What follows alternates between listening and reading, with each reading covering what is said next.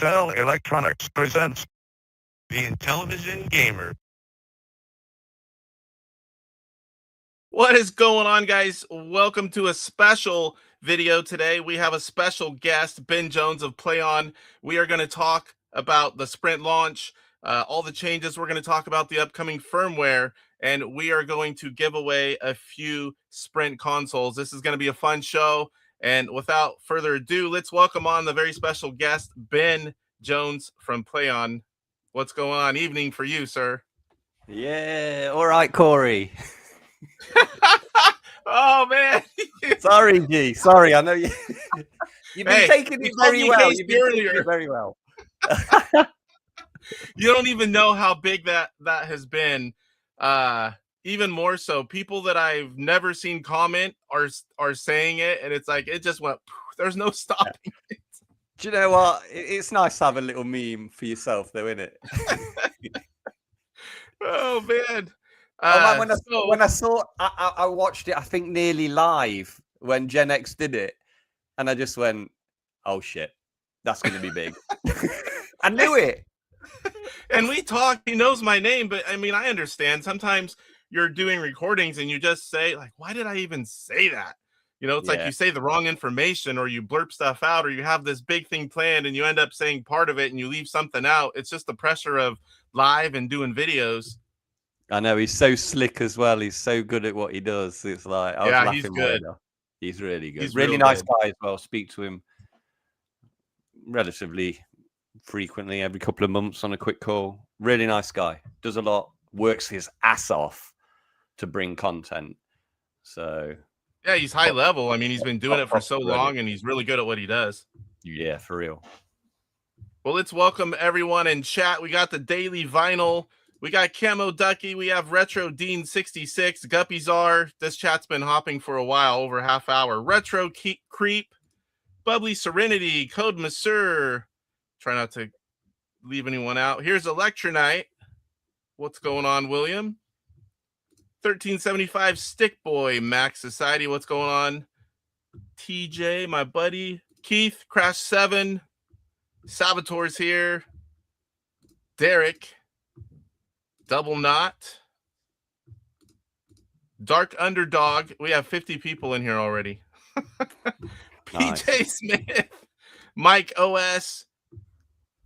It's hard to remember that many names. Almost here. Steve's here. Derek, Eddie. Oh, yeah. It's a little early for me, but I have a beer as well to celebrate. Yeah. Cheers. Perfect. I don't think I've ever had a beer at 11 a.m. Nah. Well done. You want to do, what's that guy? Who's that guy that does those streams? The wrestler looking guy, DJC Game Studios. He does some crazy beer slams, and I was like, I want to get on his stream. He would love to have you on. He seems like a really nice guy. Really nice guy. Yeah, he is. He's a good Intellivision guy too. He does a lot. I don't think anyone streams Intellivision more than he does. Jeffrey of Go Game Go. Get through these as quick as I can. We got Bart here, Metal Torso, Star Paddler, Randall, Mark Bear. There's a lot of people in here. Post Style, Guppyzar, Mr. Chickens, Super Megagraph 64. That's the shirt I'm wearing today. My good buddy Cyrus. We don't match today.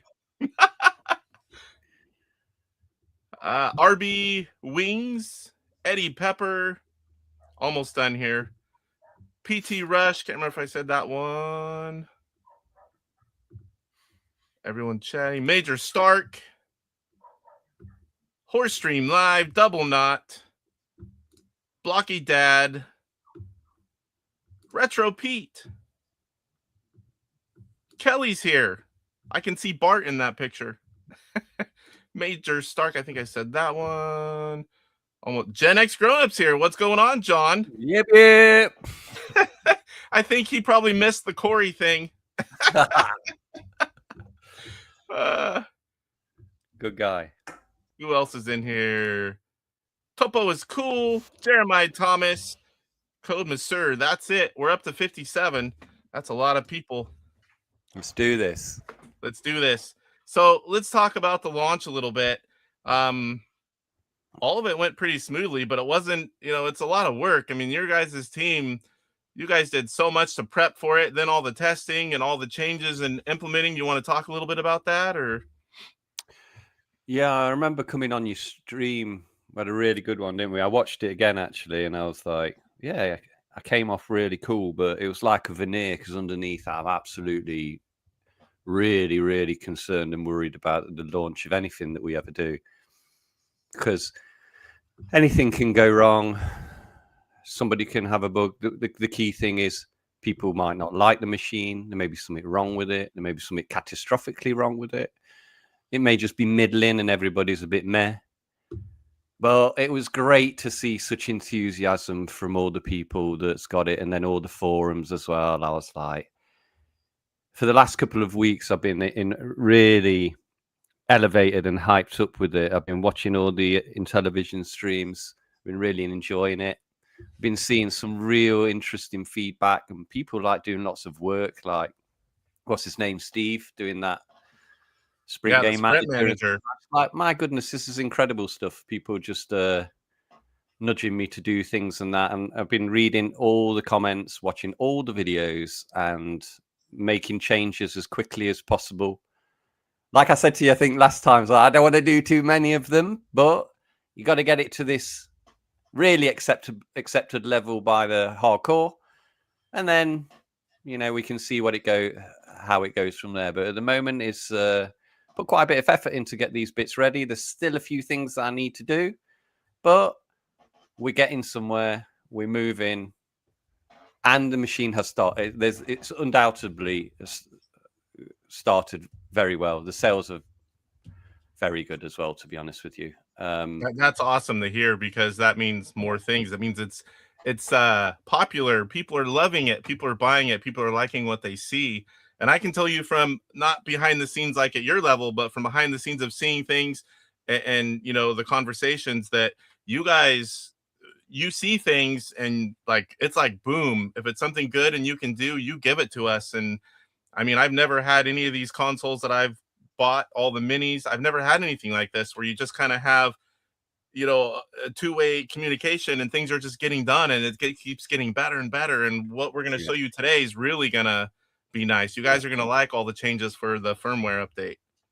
Yeah. So I mean, there is words floating around of some new manufacturer reorders happening. So that, and when people are saying that to me, that is excellent news, because we know we're on the right track. So we just keep bubbling, and let's see what happens.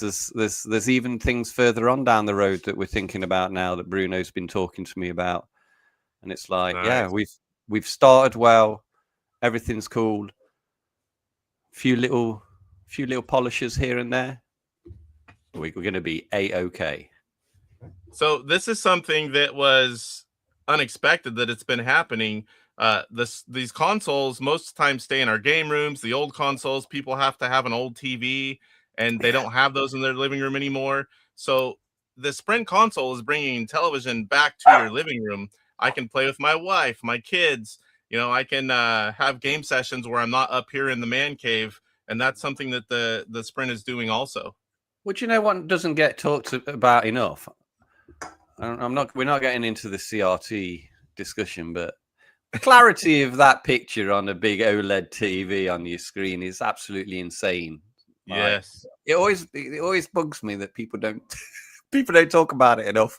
Because I'm like, dude, this is insanely crisp and nice. Now, I know the colors. I got the colors. There are some color people. There's problems with the colors, but as you're going to see in a minute, that's all fixed very shortly. And the color thing, you talk to 5 people, you may get 5 answers on which color palette. That's why it's good to have options, because your equipment, your personal preference.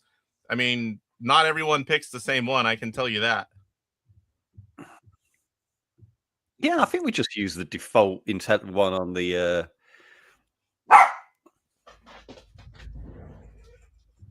What's going on, Butch? I'm from California as well, West Coast guy. This guy over here to my side is a little bit farther away. Gone by. Roger's here.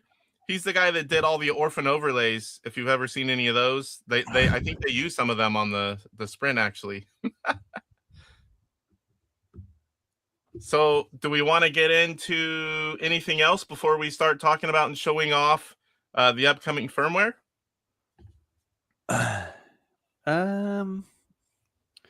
No, it's all good. I'm very thankful for everybody's kind words and that. And like, even if people have got a little gripe or a moan, I will always go in there to the forums and address it and just say thanks for that. So, I mean, it's very positive. What I've enjoyed, actually, do you know what I've enjoyed the most? What I've really enjoyed is watching really interesting homebrew games being played by streamers like Papa Pete, what's his name, DJC, and yourself, and see really interesting games being played. And I'm like, I think we talked about this last time I was on the stream. That's the future. Get the machine right, have it as a platform, and let these people bring out these fantastic games. If they're bringing games out now, they're still be bringing games out in 5 years, 10 years, 15 years. That's did come across my mind that maybe I could make one, but for the moment, I'm deep into making 7800 games. But I love it. And do you know what I really like about the Intellivision? I've grown to love it more and more. I think, again, I said this before, was that consistent art style that it has. All the games look like they're an Intellivision game. And to me, that's really nice because I like unique things being compartmentalized, and it's normally got that same kind of font, and I kind of like it. I never see anything on thing I say, that's an Intellivision game. I know that straight away. Here's another one, Electronite with the Corey comment. I gotta ask it. I just saw Corey. Big crowd. Yeah, we're up in the 60s now. That's pretty cool. Everyone wants to hear what's going on, see the update, and they also want to win a console. Of course they do. The AV mod. Yeah, that someone's Star Paddler. Great to hear on potential reorders. I mean, that's always a good news. You don't see them instantly going discounted because they're just nobody's buying them anymore, but you actually need more. Yeah, no, I was reading some YouTube guy who's waiting for the price crash, and I was like, ain't coming. Yeah. Well, we're just having a light-hearted stream, but I you know, that's the worst that can happen to these things. Oh, John. Grayscale palette for those of us who grew up gaming on black and white hand-me-down TVs. That was my first TV, but it wasn't a hand-me-down. But I was one of two kids that had a TV in their room at the time. But it was black and white. But when your parents kicked you off the TV, you could still play games.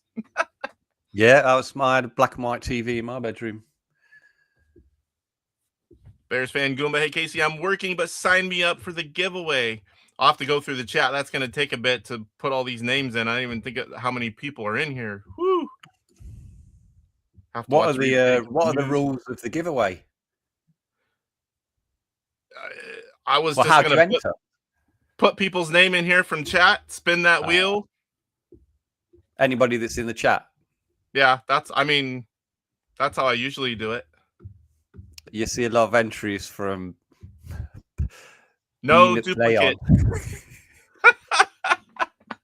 I won my own consoles. I needed one for the other room. Yeah. You'll see all my alt accounts. Yeah.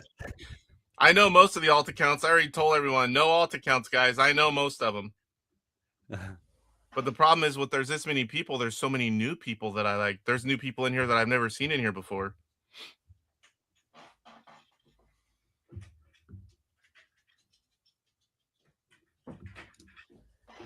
Casey, why do you think there is such a big homebrew market and television has so many third-party compared to other retro platforms?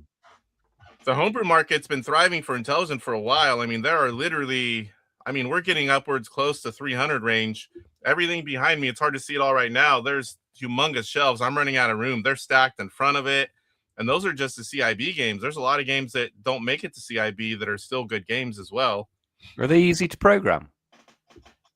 I believe it got a lot easier. I mean, we know that neither one of us are programmers, but NT Basic from Oscar Toledo G, Nano Chess, once he created that, the floodgates opened up because you're not doing it. What's that, machine code or whatever? Yeah, Games assembly were code. different back then, but once we got into basic, a lot more people can make games and good games. So they just keep getting better too. The stuff they're putting out is crazy. Like there's so many good games from Electronite, Intelligent Revolution, Intelligent Collector, games with like multiple endings and big long games, I love games that that, look like they're mate. almost NES quality. I mean, who has ever heard of the Definitely. multiple endings in an Intellivision game? Yeah, I was watching Montezuma's Revenge. I don't know who made it. I think what's his name was playing it the other day. I was like, this is a Yeah, it game just that I'd came really out. like to play. Intellivision, I have it. I'm going to show it on one of the things I've got today. Intellivision Collector released it complete in box, and now he just yesterday got the rights to sell the ROMs in digital form. And these guys, we'll show you. These guys have everything. Like when you buy the ROM package, you get all the artwork, the boxes, the manuals, everything. And then you get backbit files because sometimes they have to be altered. Now there's a Sprint folder in everyone's digital files, and then all the files are already there, sized right, and they just copy them over. So Yeah, it's that's like they're one really thing. doing good.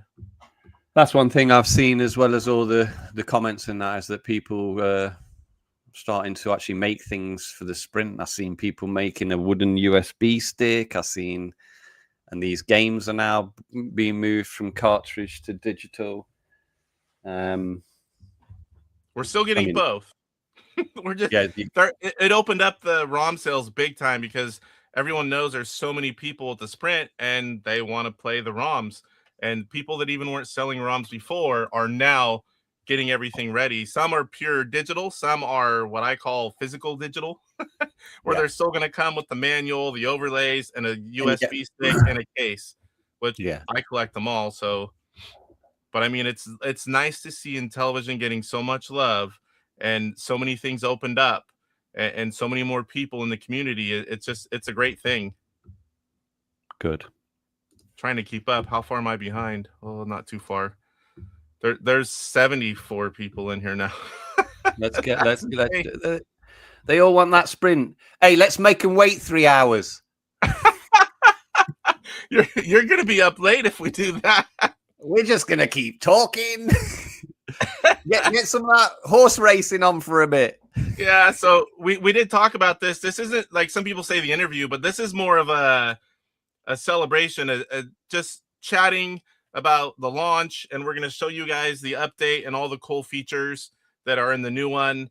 Of course, we're going to give away the consoles as well, but this is just, chatting with you guys, Ben and I on here, having a good time. It's an odd time for some of us, but it kind of has to be this way to work out for everyone. We can't have Ben up at 2 a.m. for an evening stream over here. Like you had me yesterday. I know. But let's tell him the story. Let's tell him the story. So he figured it out finally. So I'm supposed to be testing the final update before this stream, and I'm spending days. I can't get it to load. It loads, it says it's updating, but none of the stuff is working. And in fact, even stuff that I've already had was gone, but none of the new stuff. It was almost like I started over. So I'm sitting here starting over. I have multiple consoles. I have the one they sent me early to test. I opened up one of the ones I got from Atari.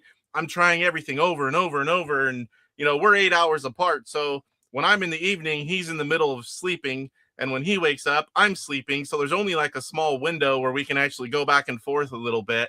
And I'm frustrated because I've had all these updates. Everything's been fine. Why is this one not working? And finally, he's like, do you have WhatsApp? And he sends me the file that way. And boom, first time, everything works and loads. We were scratching our head for days, hours. He was up super late last night. We had to get it working or we were going to have to cancel his stream because we wouldn't be able to show you guys anything. And mate, I'll tell you what, when you were texting me, when we started that WhatsApp, I said to my missus, I was in bed watching TV. I was getting ready for bed. I was in bed. And then and then my missus went, what the fuck are you doing? I've got to go down and help Casey out with this file. So I had to. We got to get it working.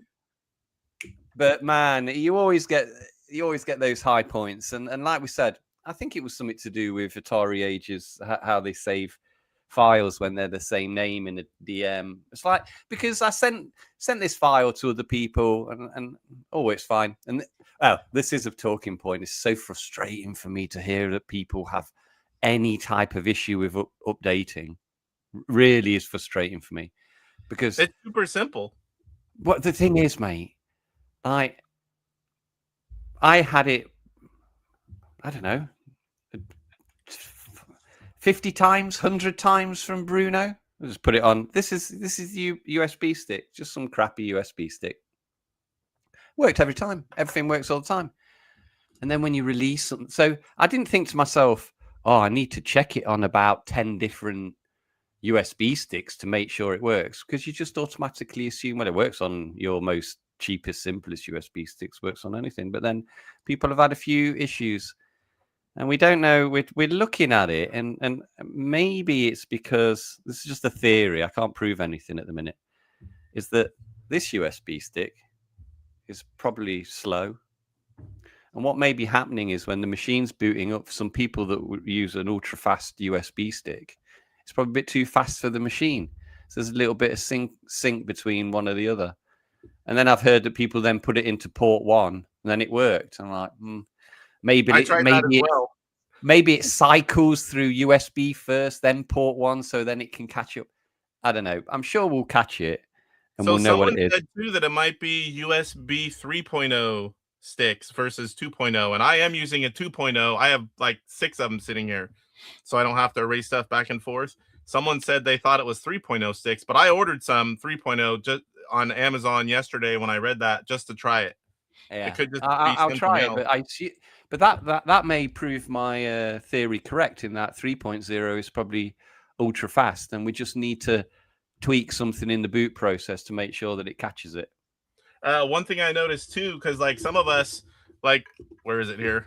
I have a USB hub where I push a button and I can use all different things. I can sideload just fine with that, but the updates, it doesn't catch it in time. And when I do an update, I have to install it, or I have to unplug the hub and put that USB stick in directly. But sideloading and taking things in and out, like I do so often here lately, all the testing, this hub really helps me, but I can't do the update through it. So you just, when you do things over and over and all these different things, you kind of find all these different things that work or don't work, and you find a way. Kills me, dude. Kills me. But I think generally everybody, once people get it right, I mean, oh man, when we launched and then Atari put the file up and they renamed it, and then everybody was renaming it Update Zip, but that wasn't the file extension, it was Update Zip. Oh no. That was a ton of questions everywhere. It's like, hey, you got to do this. It's like people messaging, comments everywhere. Sorry, people. But that file now on Atari.com is the file that you need. You don't need to rename it. You don't need to do anything. So, and when our new file comes out that you're going to show in a minute, hopefully, I think what we're going to do with it is that a few people have seen it. I've tested it all week. Seems fine. Everything's okay. And then I'll probably release it maybe tonight, probably tomorrow on AtariAge, because we do this a lot with 2600 and 7800 plus firmware. Just release it to the community on AtariAge. We call it a beta or whatever, and then see how it goes, see what people say, and then, you know, it won't take long, be a week, and then we'll say, okay, well, this seems fine. And then we'll say, I'll pass the message on to Atari and just say, this is the one that we should now use as the default update. And you know how we've had the launch software that people are receiving their machines, and then we had that day one update that people had those few extra things on it to make the carousel a bit smoother, to add saving for Boulder Dash and those few little bits. And now we're going to have this next, hopefully a little bit more substantial update. Yeah, they're going to like this one. All the updates that are in day one are in this new one anyway, so people don't need to go on a journey. The system, works quite nicely and just overwrites, adds files where it needs to add files, and so everybody should be okay. Tofu is asking, will Atari be making games for the Intellivision? Does Ben know anything about the Sprint sticks? Yeah, I think more. Do will you come guys out. do that, or does Atari do that part?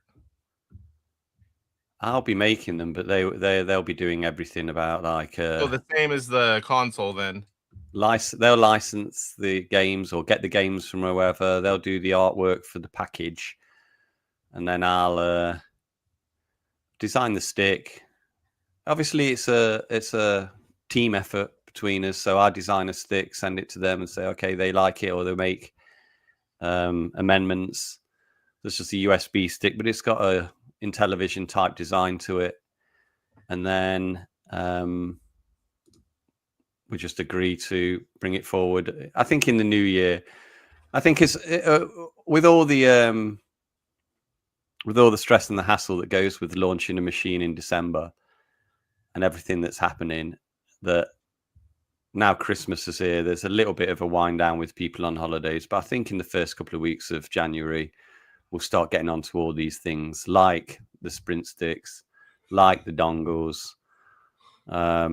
And well, there's two dongles in there. There's the DB9 to USB dongle, and then there's the wireless USB dongle, which I have received, and that worked fine. But we can talk about that later. But yeah, everything I think we just got to get over. We had to fulfill all these orders, get everything out. It's absolutely stressful, you know. And then, I bet, and that's the thing. So many places are getting sprints and then not, and everyone's so anxious they want to get their hands on one. They're like, mine hasn't shipped yet. And that's what I see a lot of. But now I see more. It's happening. You know, this is that time where everyone's starting to get them. I think it seems to me, I'm seeing some interesting serial numbers on that thread that captures, that is asking people to show their serial numbers. I'm seeing ones that are coming from Amazon finally in the US.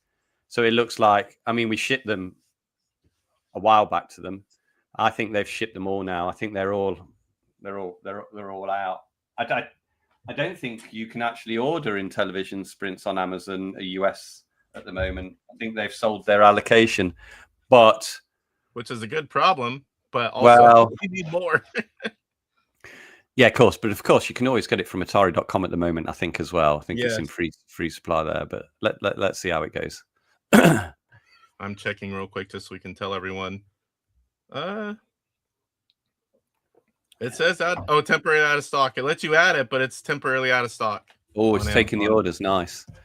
Well, that's really interesting, because the mechanics of that is that those kind of orders then tells us what to manufacture and what to supply them. So yeah, you have an idea. There could be a couple hundred, there could be thousands. You don't know, but when they can take those orders, you know, you kind of have something to gauge how many, you know, how popular it still is. Let's hope it's thousands. Yeah. Yeah. Guppyzar says, let's get Ben sloshed enough to give away 20 sprints. Maybe. Beer. I am celebrating. I'm happy. Yeah, it's Christmas. Me too. I'm kind of off. Everything's going okay. Let's do this. Yeah, I've been stressed out myself, trying to do all these videos, all the testing, talking with people, answering questions. I'm moving. I've got the 1,000 square foot add-on done. And oh my gosh, is that a lot of work and a lot of heavy lifting, moving everything from the big shop out into here, setting it all up. I'm getting old to be lifting that heavy stuff. I need to get help. My nephew came for some of the things that are just so big that you just can't do it by yourself. And so I've had a little bit of help. Get the higher help. Late nights, especially last night. You stayed up later than I did, but I was up pretty late too, because once we finally got it working, I had to do all the things and test and, you know, try it all out for today, where I would have been doing that for days. But what a crazy few days with that. And all it was AtariAge sending the old file. I think so. I don't know. Because as soon as we sent it the same file a different way, it was fine. I didn't do anything to it. Just sent it via WhatsApp. Okay, I think this is older than what you just said. You probably just answered this. When we'll be able to plug our 9-pin controllers into the sprint as promised. The adapters are being worked on. So I think this came before you talked about it, because we're like 10 minutes behind on chat. My gosh. Now there's near 80 people. Trying to keep up. It's coming. Was there any more talk about controllers being produced by themselves and being able to buy just controllers. Yeah, I've posted something on AtariAge. I've got a dongle. Oh, I missed that. I should have sent you something. I've got a dongle. I think I received it last week or the week before. I plugged the dongle into the PC. There's a button on it. It connected to the controller from my Sprint. So I just took the Sprint controller out, pressed connect from the Sprint controller to the new dongle, and then it was working on, the gamepad tester that's on the internet, and it shows you all the directions and all the button presses that you've got.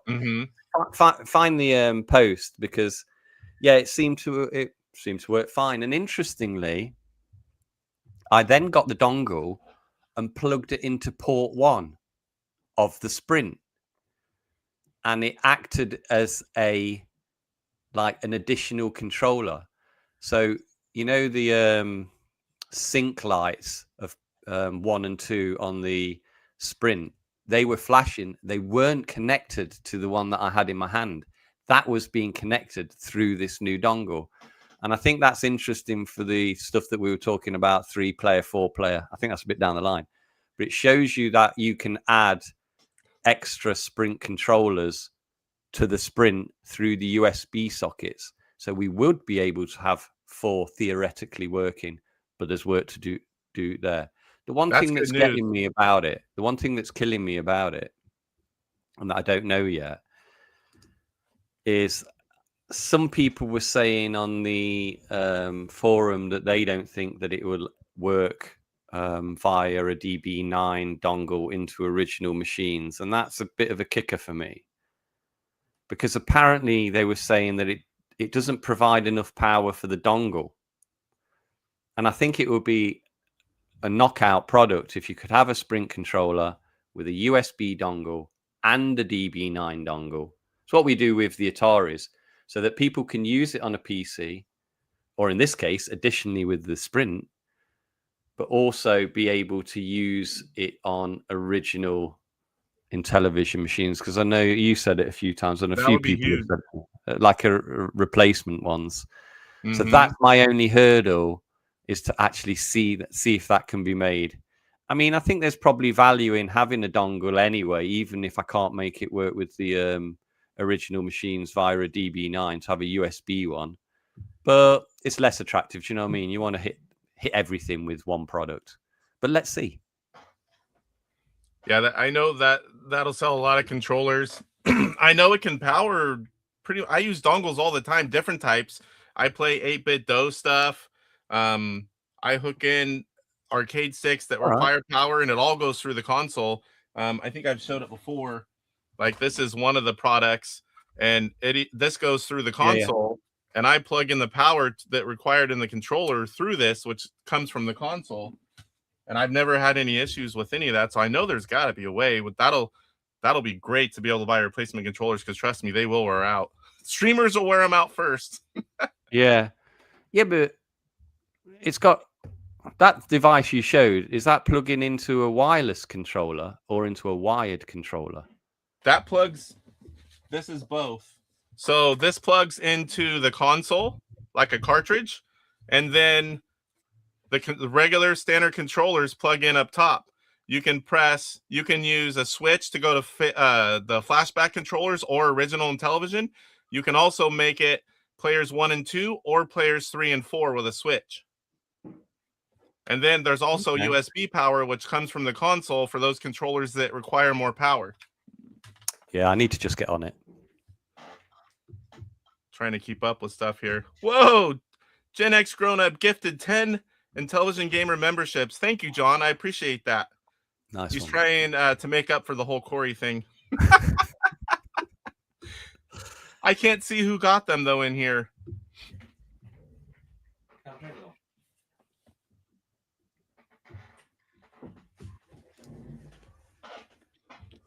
Can you ask Ben why the UK release isn't until December 23rd? Not that I'm complaining.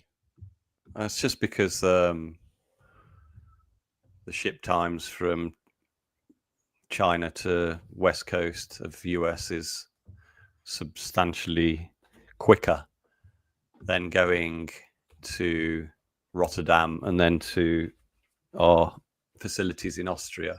And it's even longer now because we can't go via the Suez Canal. Is it the Suez Canal? Yeah, the Suez Canal. I'm not sure. Our containers have to go around Africa now because of the military fighting or whatever, you pirates and that. So it's even longer to ship stuff to Europe. So it's just that. Man, if I could get it there earlier, I'd get it there earlier. So I know he's never talked about numbers, Tofu, but he's just said earlier that it is selling better than expected, which is always good news. And like we just said, Amazon is out. So that is a good problem to have.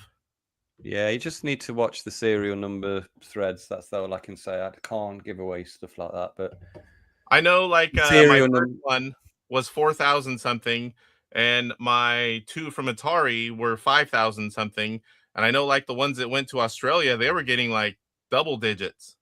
Some of the collector friends there were getting double digits. I know. I thought that made you really mad. I seen some I guy with like 60 something. I was like, ooh, Casey's going to be mad about that. No, it used to be like in the homebrews, you wanted like number one, or like when I collected years ago in the 2000s, I was allotted number 4. They used to number them all. They don't really do that anymore. But once you were a regular, you got your number. So like I had a stretch of homebrews where I had all number 4. Oh, that was you way should have back. told me that, bro. I could have got you number 4. I think, yeah, but remember, yeah, they're all serialized. I've seen some quite high. I've seen 7,000 something at the minute, and you can imagine that the earlier ones that have been shipped were the earlier ones that were manufactured, and there were still containers going after that. So all good. Here's someone, PJ Smith, one of my good buddies. He says his from Amazon hasn't shipped yet. So, and he was one of the ones that ordered when it was available. But I know the Amazon ones, they had dates that were, you're going to be getting it any time, I believe. Watching all the posts about the dates, and I think it's any time. It's like there's so many going out, which is cool to see. Everyone's like, and you see posts every day. There's a whole bunch more people saying, I got mine. Here it is. Oh, I love this thing. And there's a couple of little things, like someone will talk about something and it's like, that's really, really small. This thing's like really good overall. And some people like, some people always have to find something. That's human nature, dude. I do it. Everybody does it. Sean says my Amazon Sprint comes tomorrow. He's got a few of them too. He's one of my oldest Intellivision friends. We used to fight on eBay, cost each other a lot of money. That was back whenever you could see people and message them. And when I started collecting, I was buying everything, and I didn't let anyone have anything. And him and I were two of the big guys that spend a lot of money. And we finally started talking. All right, first one that puts a bid and saw it first, the other one stays away. Yeah, we had to, or it's costing each other thousands of dollars. That's so funny. I missed the beginning, but has there been talk about cartridge slot expansion? That is from Tim Clow. Yeah. Oh, not in this chat. I'm going to be getting my first ROMs later today. Yeah, there's a lot of ROMs, guys, and I'll talk about a little bit of them. Whenever we start showing the console and you see how I've got it organized, there's a few things I'll talk about. I've got specific games in here, also like a promo type thing. 2026, year of Intellivision. Do it. Electronite Williams says, I'm working as hard as I can to add Sprint files to my digital packages.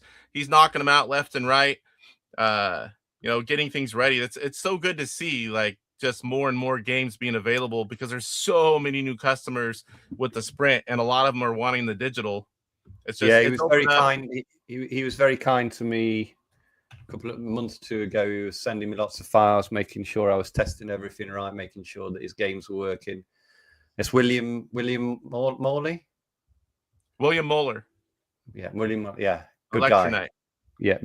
The CEO of Electronite, so don't mess. Or Willie. Sometimes we call him Willie. Yeah, so he was very helpful and very gave me lots of information. So thanks a lot. We get a lot of good games from the big ones. Retro Creep. Casey, you do an amazing job with all the Sprint coverage. There's a lot of people doing it.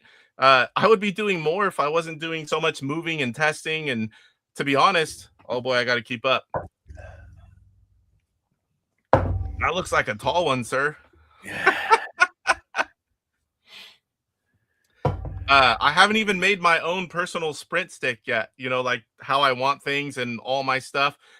All my free time goes into testing, making YouTube videos, moving. You know, the daily busy life. Everyone's like, have you done, you know, yours? What's yours look like? I'm like, I don't have one yet.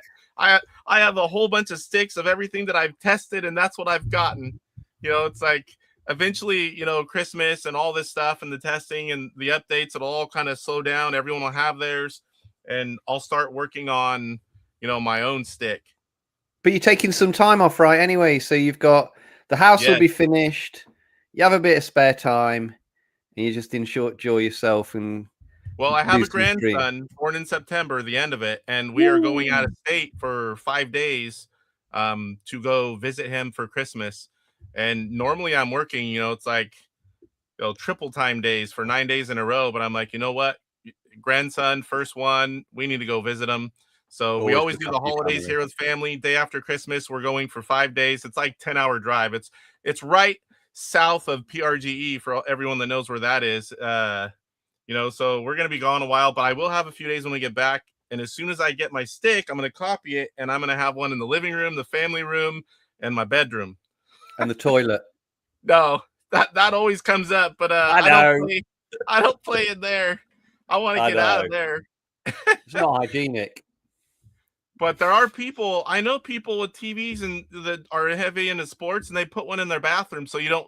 So like when people are going in and out, they don't miss all the scores and the plays. But I'm like, I think I would be. My wife would hate me if I did that. Nah. The kids would be in there like this and never leave. Nah. Oh boy, there is so many people, so many chats. I'm trying to bring up, at least throw everything up. Amazon Germany. This is one of the Intellivision guys that's at PRG every year. The Germany delivery date is December 29th as well.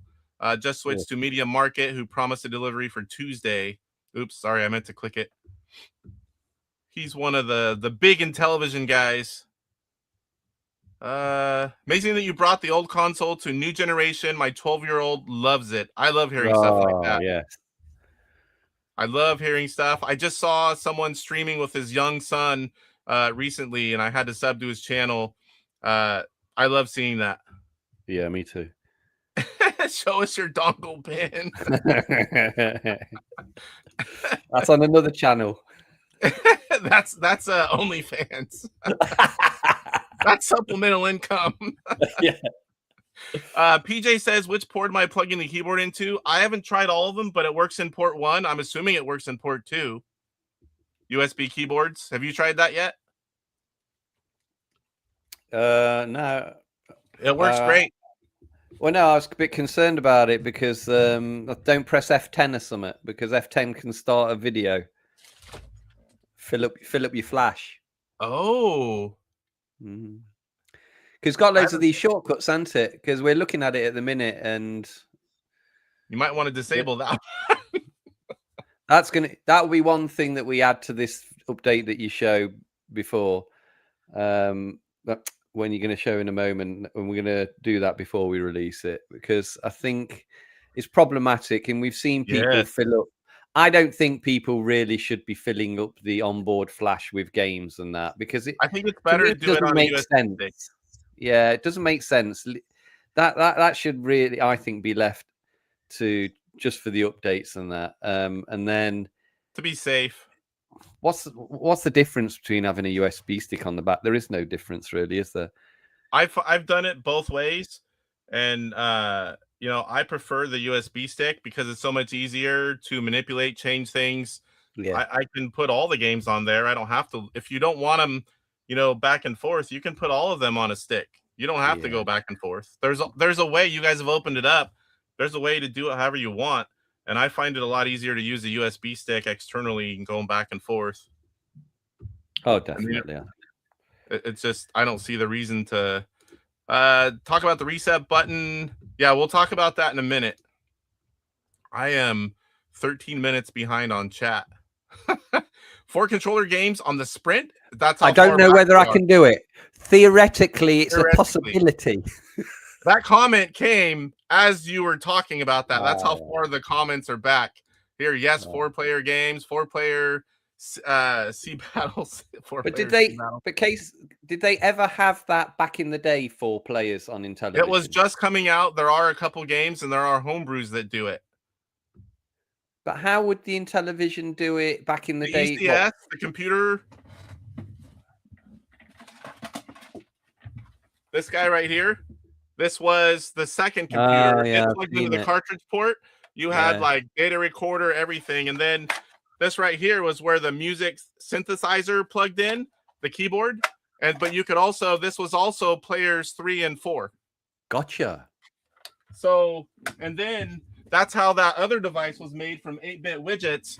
They're like, hey, if the ECS can do it, we can bypass the computer and use all those controller ports. And they did it. Okay. But yeah, there are some games. It was right towards the end. There were also wireless controllers in the works. The Intellivision or the IntelliVoice had the early ones had the case removed. There was a thing that soldered on, and they were working on wireless controllers back then. Yeah, here we go. Using 8-bit widgets and teleport adapter to get power out of the Intellivision. There's only so much power to go around. But does the power come from the DB9 sockets on the machine? That's the key thing. Or does it come from the cartridge port? That would be a question. I could find that answer for you, anything like that, but I don't know the answers until I've been told. Isn't it? I remember them when they tell me, but I don't know it.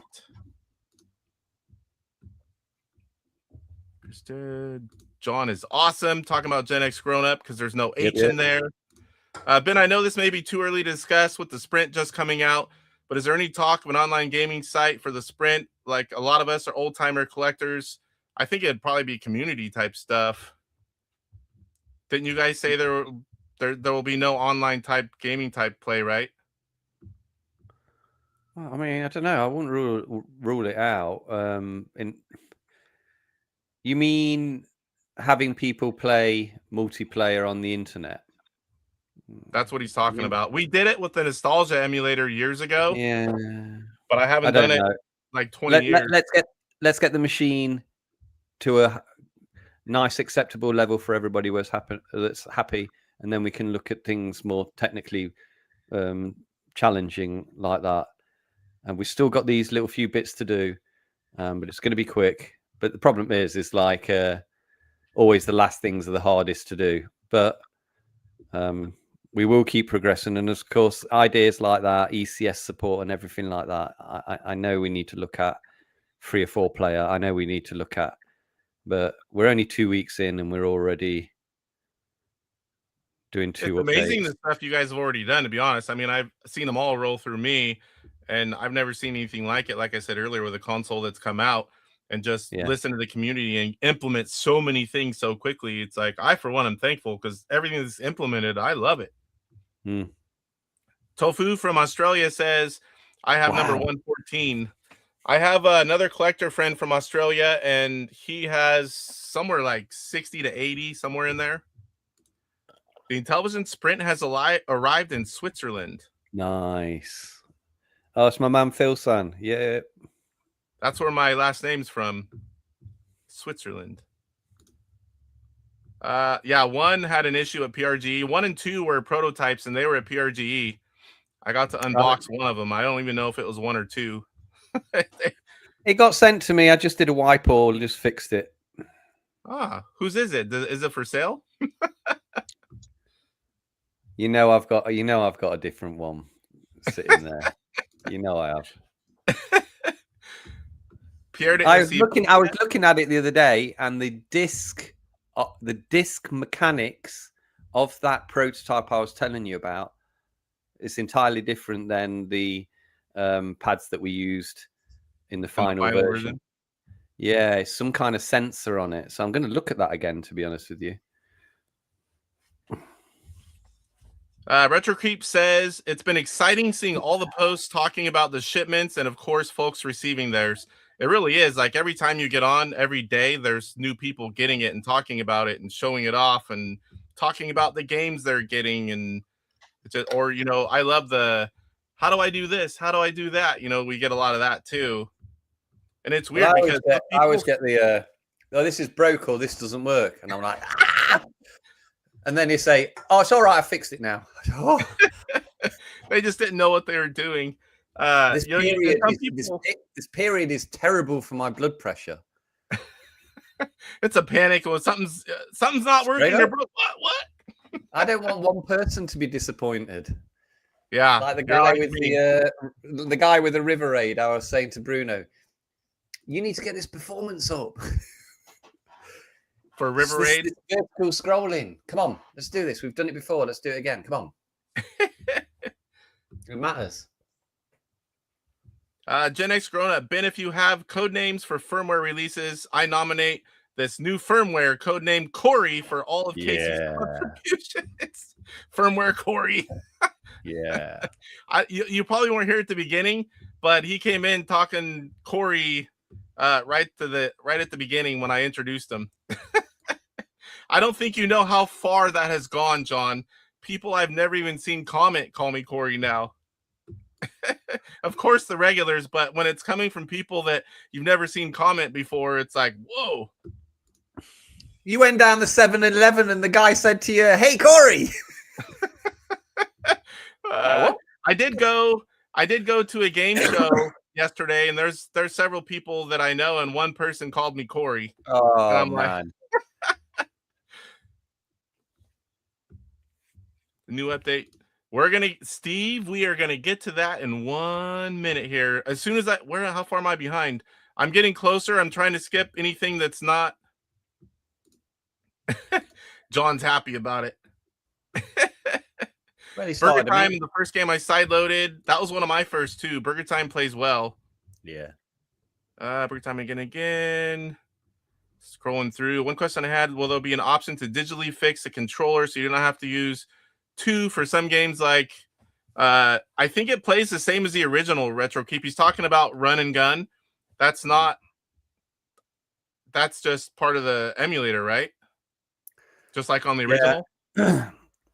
I actually read somewhere where somebody said that it didn't work how I expected him to work, and then other people say, yeah, it does work exactly how it does.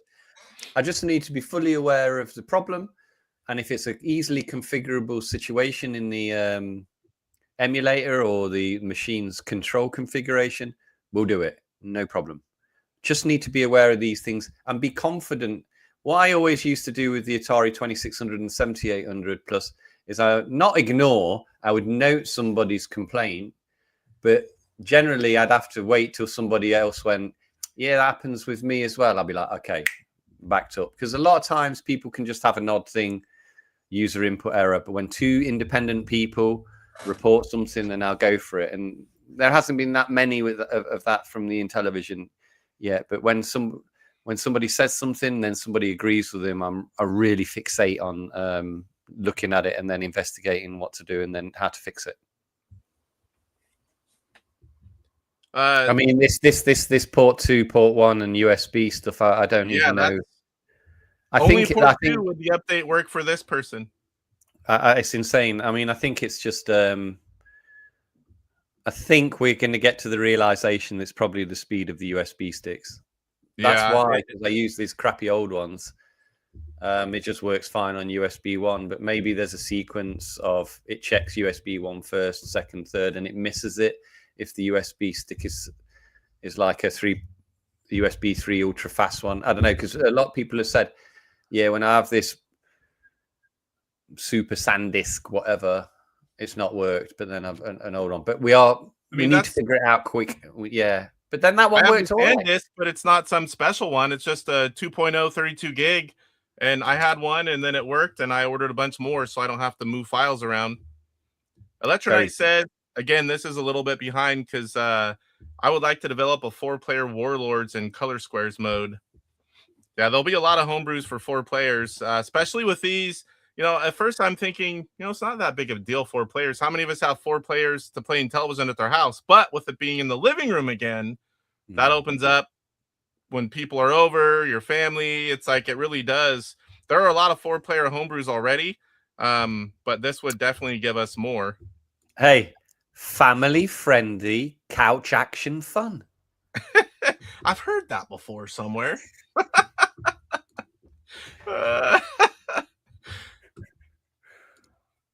When is the Sprint keyboard music synthesizer coming out, Ben? Will there be a wireless keytar option? He's talking about I need to get the. I'm just sorting out the color palettes, brother. I mean, guys, I know that a lot of people don't see everything that they've been doing, but they really have, from the small updates to the big ones. They read it all, they find it all. They've been implementing pretty much everything. It's really cool to watch and see from somewhat on the inside. Yeah, and I think you're going to talk about maybe there's a little bit of a way in for people to configure the emulator themselves via this. It's too above my head, but this kind of like the way that you can, we're enabling people to go in and to configure the emulator themselves. So I think for the very, very hardcore, the 1 or 2%ers, they're going to be able to go in and tinker with the things that they want. Because I see a lot of it on AtariAge, and I'm like, I don't know what you're talking about, but I want to give you the ability to do what you want to do. And as you know, at the minute, I think this update is showing that. It's just it's going to take us a couple of days to make sure people know how to do it. But yeah, I mean, like I was saying throughout this show, we're on a roll. We're going to keep doing. I'm not going anywhere unless I get fired. I'll still be here next year. I'll always have time to do something with Intellivision. I think the interesting thing with the Intellivision and the way it is, it would hopefully just continue to chunk through and be a steady seller, and that will give me the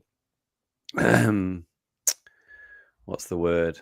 Not the ability, but give me the reason to just keep chugging along and just keep making it, touching it up, and doing these better updates and these little improvements so that people get happy. But again, I want to leave it in the end, and I want the games to come out. I want to see those streams, see new games. It's great to hear Electronite saying he wants to make some 4-player Warlords.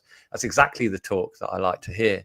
Is to give people the basis and the platform to spur them on to make more games. And you just, I mean, it's there, isn't it? I mean, I was at PGRE. I saw the television scans. The homebrew community is thriving, but with the Sprint, it's going to be on another level. Obsidian Contraption's asking about the carousel music not playing. It's not. There wasn't ever any music in it. What I had was like a little ding dong when you went into it. You know, like it's like the Windows on little ding dong when Windows boots. Ding dong. And then there's just a couple of sounds. Now, I have the ability to put in music. And actually, Casey, you sent me some example ones. I was just rolling around, kind of laughing with the humorous nature. The guy was he was obviously English that sang that song, like some 80s tune. That's the most iconic Intellivision song out there, and most people here would probably know what it is. My Intellivision. I enjoyed it, but the problem is with that is like I can't just throw an MP3 on a machine. You know what music rights are like. Somebody's going to come out there, sue me for $500,000 or something. Yeah. I didn't know what I was doing. So it's always with that. And on this, I was given a very kind offer for some guy on AtariAge. He had I think it's the Christmas Carol game. It's a really good game. I've seen some streams on EZJ or something like that. There was like offer. There was talk about that, and that's the same problem. Is that you've always got to be really tricky when adapting things and putting things onto your firmware, like music or like games, because I've had it before, and it's like you can get into hot water, and it can be a bit thingy. So I think I'll just make. Well, I'm not bothered about music on the user interface, but I guess it's interesting. I mean, if I can get something that's just a pixel tune, a famous pixel tune that is open source, it's legally fine, I can put an option in the settings, play music. No problem. Is there something like, does Atari now own all those rights? Because that was something Intellivision put on I don't know how that works. No, because They then coulda you just got to start talking to lawyers and Yeah. I just So want what about if somebody it's to just a email simple me. tune? What if it's a simple tune, but then we can put our own? Does Yeah. it have kind of like the ROMs, kind of like how we do the ROMs? Can it just be a simple tune, but then we can replace it with whatever MP3 we want, kind of like how what we do with ROMs? Yeah. I'll put a default tune on. Yeah, and then we'll put whatever we want on there. Yeah, of course. That is obviously an option. Here's someone that's one of the most intelligent, brilliant minds when it comes to technical things on television. He's saying power comes from the cartridge ports, thus the teleport can via an extra plug. There's no power via the 9-pin powers. This is one of the guys that knows everything technical. I mean, I can't think of it. How else would you do it then? Can't do it. The only thing you could do is add a wire to the Sprint controller and sell that separately. But man, why would you do that? Corey is amazing. I don't know who he's talking about. Do you?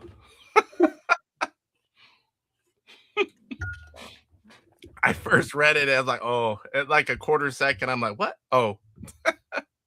Serial number 2616 is in the UK. UK being delivered today. Nice. I can see where the stock's gone. I mean, I have all the information, but I think one container goes to Australia. Second container goes to UK, maybe third to Europe. And then probably 2 go to the US because it's so short. But then you can see a lot of US are 4,000, 5,000, 6,000, 7,000. And that makes sense. And then there's a secondary batch, a secondary release that's probably going to be a little bit more than that. But interesting. And I get mine super fast because when I order from Atari, it literally ships from a couple hours from where I live. Wow, I mean, if you read the forums, that is no guarantee. Mine came quick. Ben is wondering, he's asking about like how you guys weeded out other games when you got to the 45. How close were Cloudy Mountain and Treasure of Tarman to making it onto the Sprint as part of the 45? I was completely advised by Stefan from BBG and Darren from Retro Games Limited, and then Atari themselves, who owned the IP. Here's our 45 games. I read back at it recently, and there's some interesting things that we wanted to include some games. I mean, I think about the 45. 40 were pretty much solid from the very first suggestion. And then there were some inclusions and exclusions because they didn't know about the who actually owned it or if there'd be a problem with something. But then the 45 just got decided. So it wasn't really me. I don't know it. I need to ask people's advice. So you ask people that know what they're talking about. Yeah. And that is Stefan and that is Atari. Stephen Baker from the UK. Thanks, Ben, for listening to the community. You have delivered a class product. Gotcha. Slappy does a lot of the AI art, a lot of stuff for a lot of YouTube channels.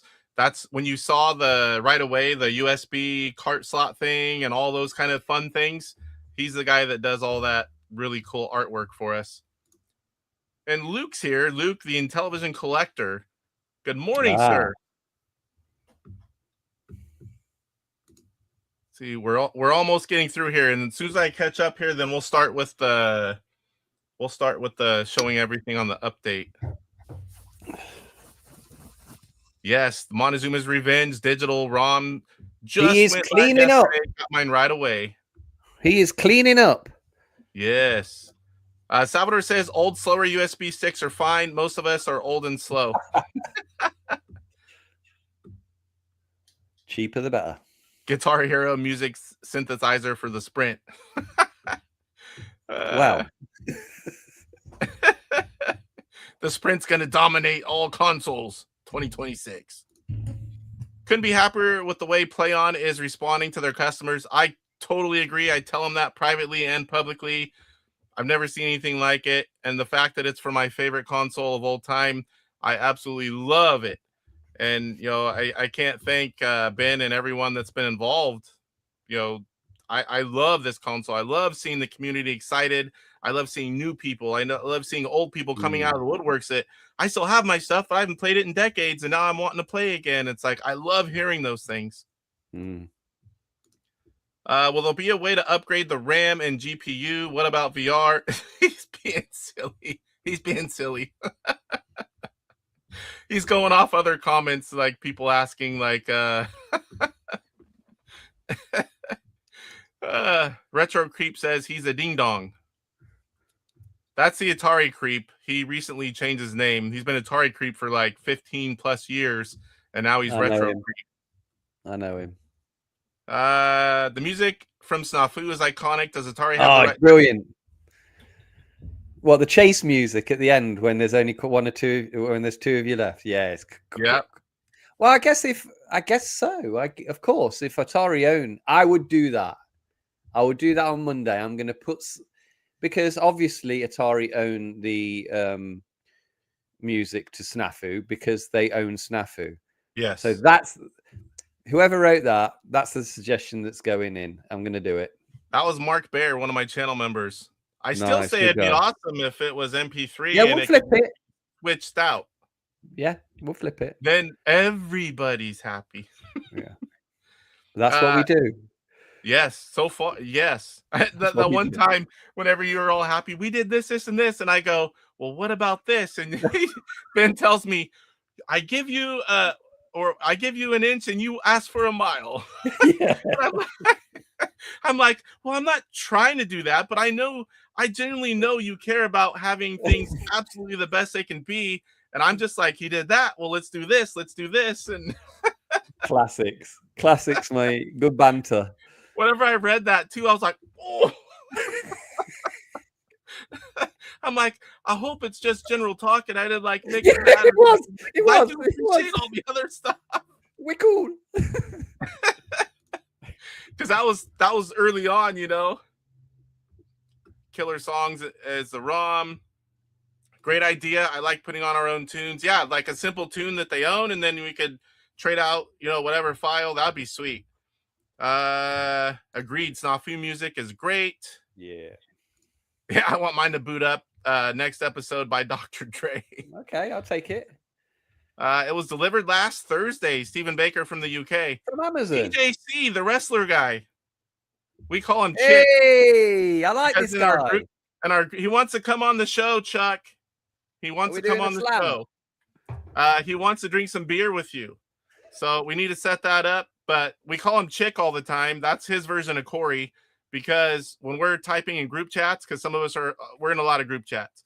And every time we type Chuck, it auto-corrects to Chick. So I used to correct it, and finally all of us just started sending it. Yeah. So he's Chick. Well, thanks. He's a good guy. He's done some great videos. I've watched them all. Nice and fair, very entertaining. So I really appreciate it. Yep, he's definitely, I think nobody streams in television more than he does. He literally wears out the gold off the controllers.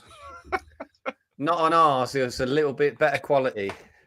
No, I'm talking about the original. I want mine to play Gonk from Dawn of the Dead. It was public domain. Well, if they get it like that, where you have a basic tune and you could that would be awesome. You could put whatever you want. I have a solution for the music. Atari can buy the rights to the great classic Mountain King, get somebody to do an Intellivision port, and then put it in the Hall of Mountain King for carousel music. I'm gonna have to do some. I didn't think people would be that bothered about music, but obviously we've hit a not a nerve, but we've hit something here. So this is something else. I talked to him about that, Luke, and he said that he might have hit a button. I've had multiple people say that when they turned it on, it was in German. But you said they must have hit a button. I remember I talked to you about that a while back. Yeah, I mean, buddies. Every single unit that should come from the factory, when you boot it for the first time, gives you an option to display whichever language you choose. So, I mean, I'm very reticent to say user input error, because that's like a bit of a red flag to a bull or whatever it is. But maybe it could be the case that the factory did additional tests, or the person in the factory chose German. But I mean, I've opened up about 20 units randomly. More. All the samples I've sent out, a lot of them, what I'll do I will open them up and I will basically sync the controllers, and I'll update the firmware for people so they have the best experience they can. You know, for like all the influencers and then all the people in the industry that I send things out, DJC. And every time I've powered it on for the first time, it always comes up with select language. But like I said, things happen in factories. Anomaly. I mean, they're lucky it's not in like Taiwanese or something, because at least you can kind of figure your way back. Well, he asked us in the group, what buttons do I push? So we told him, when it comes up, push this, and then he got it to English. Chuck said, you know, my kids redid my phone once to something like Chinese, and I was like, I don't know how to get back. We have our clocks that we have to punch in and out for work, but you can put them in other languages, and until you know that, some of us will do it, and then the new guys come up and they're like, what the? They don't know what to do until you learn. I mean, once it happens to you, then you know, and you just switch it. But when you don't know that kind of stuff, you're like, uh-oh. Chuck says, we were all playing the Sprint at my Christmas party last night. Epic machine. When will we'll talk about that in just a minute, but that's awesome. The Christmas party and everyone's playing the Sprint. I can't wait to be doing that too. I'm going to gift a few once I get all the ones I want. Another 10 memberships gifted to the channel by Torque. Thank you, sir. I appreciate that. That's 20 members tonight already. I wonder when the advertising and television kicks ass starts. I know me and Casey like it. Yeah, TJ did that long ago. When I send him packages, I'll put a little paper in there in television. How he does it. Dun, dun, dun. Kicks ass. Yes, thank you, Torque. I can't see the memberships in this window, but I hope that some good people got them. Gen X grown up. Torque represent. Yes, Slappy's in the house. I'm going to try to catch up while Ben's gone. Oh, 20 memberships. That's, oh my God. You guys, that's like double the members. I'm going to have to, that's going to take me like 10 minutes to read all those at the beginning of a live stream. Everyone's going to be laughing too. It's like, well, that's a stream. We read all the members. Time to go. Super mega graphics right here. The shirt. Yeah, so Cyrus, the guy I'm wearing his shirt, just gifted 20 memberships while you were gone. That's 40 new members today. I've watched a couple of his streams recently. Cyrus loves to chat and play some games too, but and he'll do like regular times. I wake up middle of the night and he's going. I'm like, I know he's a couple hours from me, but it'll be middle of the night. And then sometimes I wake up and he's already streaming like super early in the morning. I'm not even up yet, and I wake up early. He's got a nice relaxed style as well. He's a nice and relaxed guy. Yeah. Cyrus is awesome. My horse racing live. He's the one that first did it, and then he hadn't done it for a long time, and I started doing it. And then David Hartley hacked the game and gave me my own version, but it came from Cyrus. Texticle said Serial 10 in British Columbia, Canada. That's the lowest I've heard of, besides the 1 and 2. Yeah. Just in television, it's using the JZ INTV emulator, asking if it can play other systems' ROMs. The Intellivision Sprint, what Tommy Tallarico should have started with. I'm not even going to say the last word.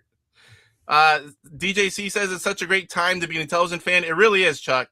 That's what I'm seeing, everyone excited and all these changes and everyone playing, being excited. It's like, I love it. Ben, can you add a spot in show controls for manual photo next to the overlay photos? Now, you can do 3 overlays. I've seen people do it. In fact, I think I saw Steve but it does take away the big overlay when you do 3, if I'm remembering correctly. I didn't even know you could do that. I try to don't do 4 snaps, because I did 4 snaps and then none of them showed, and I couldn't get it to show again without totally wiping the machine. But after I did that, I was afraid to try the overlays, but Steve did it and it works. I've seen it work. So you may be able to do that. I've seen some really interesting things where people have just started putting instructions up. I did that. And interesting. Was it him? Was it? Yeah, it's really cool. Also, I think I sent you the picture. There's people putting up images of 3D boxes where you see the sides and the front. That looks kind of cool. Yeah, I thought when I saw it, I thought I'd like to see it 3D on that side, but then the opposite 3D on the other side. That'd be really cool. And then flat in the middle. But oh, like where you kind of see everything, like boom. Yeah. Oh my gosh. 10 more. Wow, Ben, can't wait to hear Snafu when I start my sprint. It's gonna happen, and just bro. Think, if it's there, you can say, I'm the reason that's there. Well, actually, Ben's the reason, but it was your idea. Yep. Chuck says, I know a guy that would let you use his Intellivision songs. He's also, he sings. He's an artist. I have... Where is it? Is he the guy that does the songs? I have his CD back here. It's all Intellivision songs. He's all nice. Let's do that next sprint show. But here's a tricky thing, Chuck. He's 8 hours ahead of me and 5 hours ahead of you. Lil for, how do you say that? Lil Forlean gifted 10 memberships. That's 50 new members today. So I don't know if you've seen, but I type all the members and put them in every video, and I save it so I add to it. I also shout out all the members at the live stream. Already I've got 50 new members to go with the 40 that I had. When you were gone, I'm going to be like, next live stream tomorrow. It's like, go through all the members. All right, show's over. There's no more time for anything. How's your subs count? Huh? How's your subs count going? I'm talking about that recently. I'm fully monetized. I'm like somewhere between 16 and 1700, which is pretty good considering I only do Intellivision. You know, it's not like I have the whole market, but I was at 900 and something at PRGE. So we're getting close to, being double in just a few months.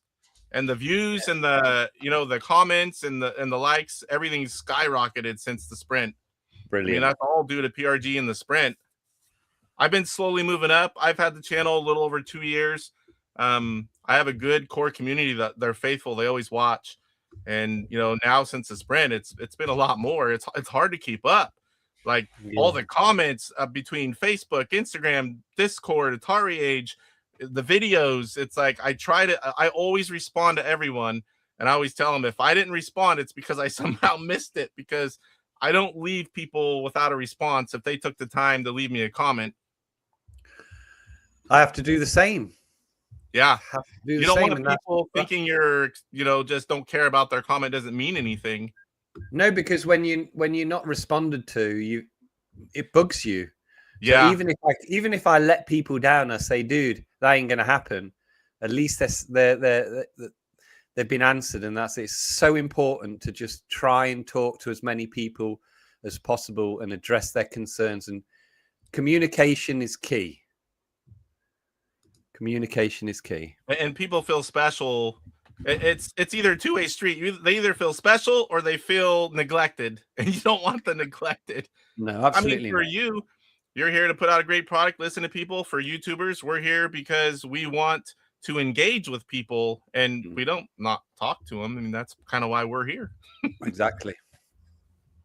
It's all Casey's fault. I don't know what he's talking about. This is all Casey's fault. I've seen that one. Yeah, I have a few of them. Now so many comments, I lost it. Where'd it go? Uh-oh, here we go. Retro Bros here. What's going on, sir? Good to see you. Where's Papa Pete? He doesn't usually watch me. That's another story. Oh, he's not. He's not a competitor to yours, is he? I don't view it that way. I like to work together, but yeah, I don't really know. But yeah, that's Luke says 1000% not user error. Mine was straight from the box to TV and powered on without doing anything, and it was in German. Woo! Well, I'm going to shout at somebody at the factory for that, Luke. Yeah, Luke's a guy that knows his stuff too. I know he does. I'm very grateful for all his help. And this is for the retro bro. Do you even sprint, bro? Starts in French. It probably starts in French.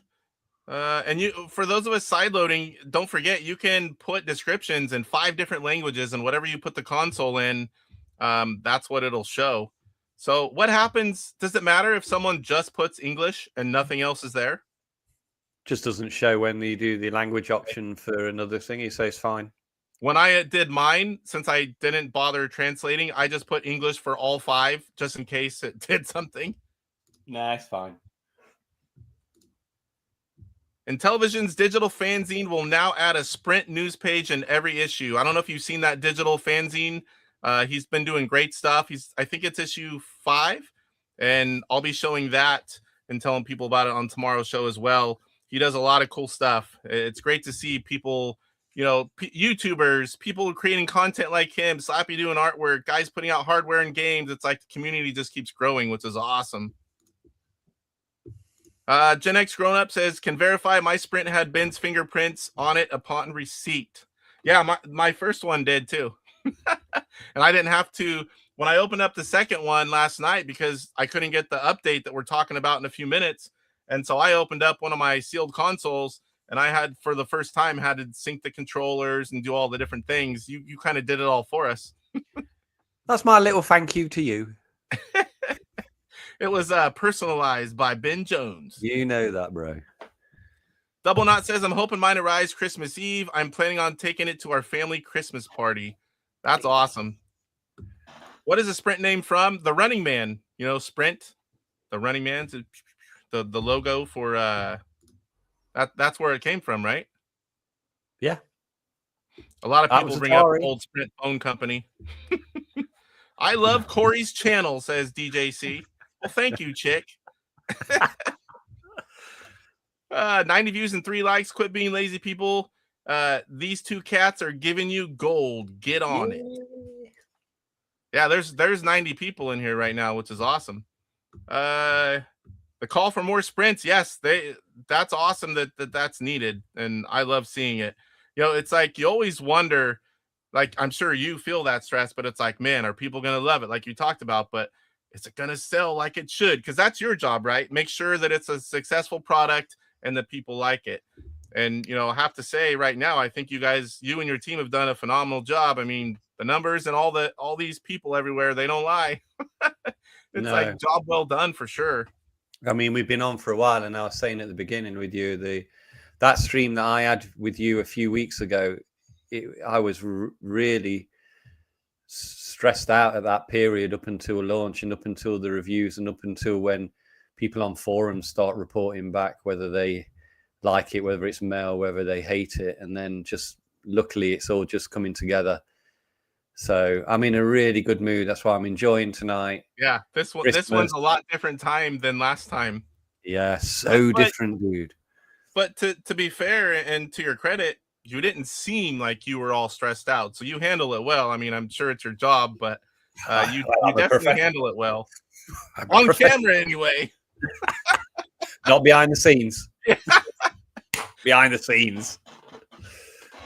Cyrus had the first ever multi-sprint stream on his show, I think. There was everyone has their streams out. I had to miss it, sadly, because we weren't here. But there was multiple people playing games on YouTube Live with the sprints. I check every day, multiple times, all the sprint streams, and I watch them all. So shame I missed it. Here's John, Gen X Grown Up again. 10 more. The big dog's back. Awesome. He's back. Thank you, John. Slappy, everyone's saying, "Oh, we're almost through here." Man, there's so many people and so many comments. It's hard. Forgive me, guys. Here goes John. We'll just call it an even 50 for new members. Oh, I have my work Ring cut the out for me bell. for tomorrow. Because everyone that's a member, I have to call them out. You know, it's the big thank you. That's what all the guys do, and I continue it. Someone get Ben a beer. If I could pass it through. I'm drinking a little bit too fast at the moment. Giving some secrets away. Let's all gift membership. There's enough. I'm going to be typing names in until tomorrow's show. Gen X, thank you so much for the membership. Awesome. Everyone in chat will be a member soon. Yeah, everybody, pretty much. I'm skipping through, guys, because we got to get to. We're already an hour and a half in. We got to get to the meat. Yeah, we got to get to the business. But I don't want. If I see anything big, oh boy, new member Retro Bro. Thank you, sir. Now all we need is Finnegan Fox demake for the sprint, and the cycle will be complete. I'm sure someone can do it. Oh, Roger. Roger Matthews, 20 memberships. There's 70 new members. They're killing you, bro. They're killing you. My job before where I work now, 25 years ago, I worked 5 years for the relay operator. I typed 115 words a minute. But I'm going to have to be typing fast. I'll tell you that. Data entry clerk. Retro Bro says, I had to buy my own because I ain't no broke bitch. They're random when they give them out. I don't know. Sometimes it gives them. I wish it would give them the people that are watching the show they're in first and then go out and give them random. But I don't know how they do it. Everyone's saying hello. Salvador says, FYI, Corey, I think his name is Little Alien. Okay, Little Alien. Okay. Have been tell the Atari folks that we need more in television apparel, like shirts, sweatpants, or something to buy. Interesting. But definitely a shirt. Yeah. I think everyone on here is now a member. I've been sending people to your channel if they have any sprint questions, Casey. I appreciate that, Mark. I am always glad to help people. All the people saying thank you for the new members. Some retro or what? Somerset Man 1871, new channel member on his own. Thank you for your membership. I appreciate that. It's all Casey's fault. Yep, I know. That goes around just as much as Corey. I think I'll use a French tag to convert instructions to Klingon. John, Klingon. That's so good. Is there like an app for that? I don't even know. Yeah. Can you imagine popping it up? What the heck is this? Oh, beat me up. New member Blocky Dad on their own. Thank you. Appreciate that. Any respectable Klingon would be offended to have French chosen for them. Whoa, I didn't even know you could do that. You've got the last membership said gifted 20 members, but I only saw 8 new members.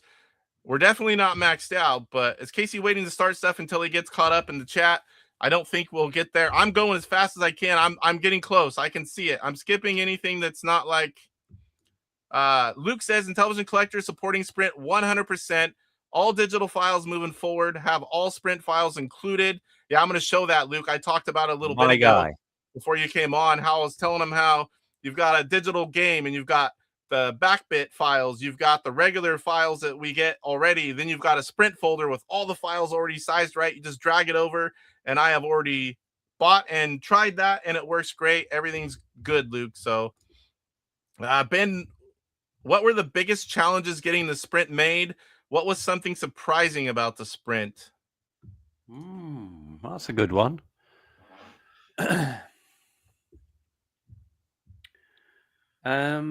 Compared to the Atari, it was actually reasonably straightforward. I'd probably say that the control, because remember that obviously Bruno does the software for me, so he does all that kind of stuff, and I always more concentrate on the aesthetics of the machine, how it looks, how the on and off switch works, how the reset works, how everything looks at the machine. But then the controller itself, most of the work was put into the controller, especially the disc. And there's been a lot of talk. I've been conversing with people on the thing about the disc. Had some interesting things about people talking about breaking it in. And I was like, well, I'm not sure. I thought to myself, I'm not sure about that. But There's one particular guy, I don't recall his name now, but he was having a little bit of a gripe with the disc. But you know what he did? Which is very interesting. He took it apart and he made some kind of a small adjustment to a couple of screws, and then he says, "Yeah, now it's much more." I've had several people try that. They've said if you loosen the screws just a tad, that the disc on the inside. You know where the disc, there's the round disc, and then it's got a little bit of the stick, and it kind of goes into a little cup. That cup has got 2 screws on it. And the guy said that if he loosened it up a bit, then he was able to. I did try it. He told me to try it, but it was imperceptible to me. But I'm not a hardcore Intellivision gamer. And the controllers that I've obviously used are really, they've been hammered for a lot of time from me. So they may not suffer from those problems. But I have said to the factory that we use robots when we screw these things together. And the robots have a certain torque measurement that they screw the screw in. So I said to them, for these 2 screws, I think on a future manufacturing run, it shouldn't be as tight as possible. Just because this guy has said it in this forum, just have it. I don't know, whatever the measurement, if it's 0 to 1 and we go to 1 at the moment, then just do it to 0.7. So it's a little bit looser, and maybe people will feel a bit different. But this is to do with people that are very hardcore, not people like me, and not 80-90% of the market that we're thingy. They just want something to work. But it was a very interesting discussion, and I took what he said on board. And I've already said to the factory that, like on any future manufacturing one, we should consider these people's feedback, and we should adapt our manufacturing processes to it. Because I think that's the only little tiny thing. Buttons on the side, clickiness, I think people actually like it and think it's an improvement. Keypad buttons, absolutely no problem. Lag, no problem, it's too quick. Dial, maybe a touch, and if we can make a little bit of improvement, then we will do so. Yeah, that's amazing. I haven't tried that yet. I thought he was talking about like on the back. I'm glad you clarified that. Yeah. Honestly, the thing is, I think the people like yourselves and people like these guys are very hardcore, and they play these. I think he plays Tron Deadly Discs, is it? And that requires some kind of a special. It's like you're slipping the dial around, and because it's obviously a different. It's manufactured in a totally different process to the original. I think people are finding slight differences in how it performs. Most people seem to adapt to it, but if I can do anything to improve people's experiences, I will. Yeah, that I don't notice anything with the disc. Now, maybe if I had that disc and I tried it, and then on the other controller had it stock, and maybe I could tell. But I haven't had any issues with my disc. But one thing I keep hearing about is the same as 2600 and 7800 plus is this lag thing. And I'm like, every time I see it, I will put a message in, please set your TV to game mode. It's really the most important thing, because you can see that when on that diagnostics tool, when you have the game and the and you press it, it's like, it's there, it's straight away. And it's like, I don't feel it. Maybe there's something with me, but it's like, I do believe that anybody that complains with it, just please make sure your TV's set to game mode, and you will. It is, when I'm playing Snafu, I can use it. I can get great scores with it and beat people, and I don't feel it. So that's a big thing that I try and get through. And any time I see anything on YouTube or AtariAge, that's the first comment that I'll jump in with and say. So Super Mega Graphics 64 did a super chat, $10, says this is all Ben's fault. It is my job. Cyrus. See you later, Retro Bro. Thanks for coming in. I swear we're gonna get to that update anytime. I've been scrolling through. Ben, for me, for the disk use, I'll send you the MT201 program that you can run to check the disk operation. Salvador, my only issue with the Sprint is that the reset button doesn't reset the game. We'll get to that. We'll get to that in a minute. Rocking and rolling. Salvador, yeah, that's what he's talking about, something else, but we're caught up. Oh my gosh. The only lag I've noticed is between my brain and my fingers. In it. DJC is an expert on Intellivision as well, says the disc is a little firmer, but some of that I was wondering, brand new? I mean, yeah, it's a little different, but brand new versus really, really old. I don't remember at 5 years old what the disc felt like, but I mean, I need to have one, maybe open up one of the new consoles and see. I mean, I think I was watching one of his streams or somebody else's stream, and like I could tell the way that they were controlling this game. It was like I did think to myself, this is not an issue, because there was the fidelity of his movements. I'm sure it was DJC. I was like, the way that he's playing this game is like he's got total control over this game. Yeah, and he wasn't. I don't know. He wasn't. They weren't complaining. So they were playing the Sprint, and his wife Kelly, I zoomed in and I'm like, it looks like she's playing with her finger on the disc. And that's what he's saying right here. He's like, Kelly said maybe if people need to use their index finger on the disc. I'm like, no. Nah, gee. Well, he's all, I didn't notice until afterwards when I was editing that she was using her finger. That was her first time ever playing Intellivision, I believe it was. All right, so we're going to get talking about the new update and the things that have been added. Do we just kind of want to go down in order and then I can show them off? Yeah, I think the thing I wanted to speak to you beforehand is to maybe want to I'll release it as the. Did we speak about this earlier before the stream or during the stream where I said that I might release it tonight or tomorrow? You said it on the stream. As a like a beta to the AtariAge people, and let's see how it goes. Because although I've done a lot and Bruno's done a lot, a few other people have done a lot. You know, when it goes out to multiple people, it's obviously people will see more things.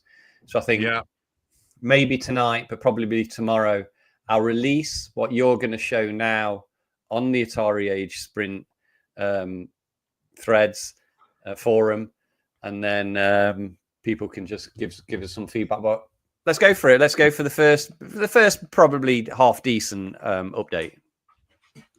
All right. So the first one on the new one is going to be being able to swap color palettes. And let me go ahead and see. I got to make sure that you can still talk when I do this. Sprint menu full mic only. And now I need to go back and make sure that you're still visible. And let me see. There's a way I can do this as soon as I find it. There we go. So now you're still there visible and they can hear you. And I see you guys can hear me, right? Yeah. Okay.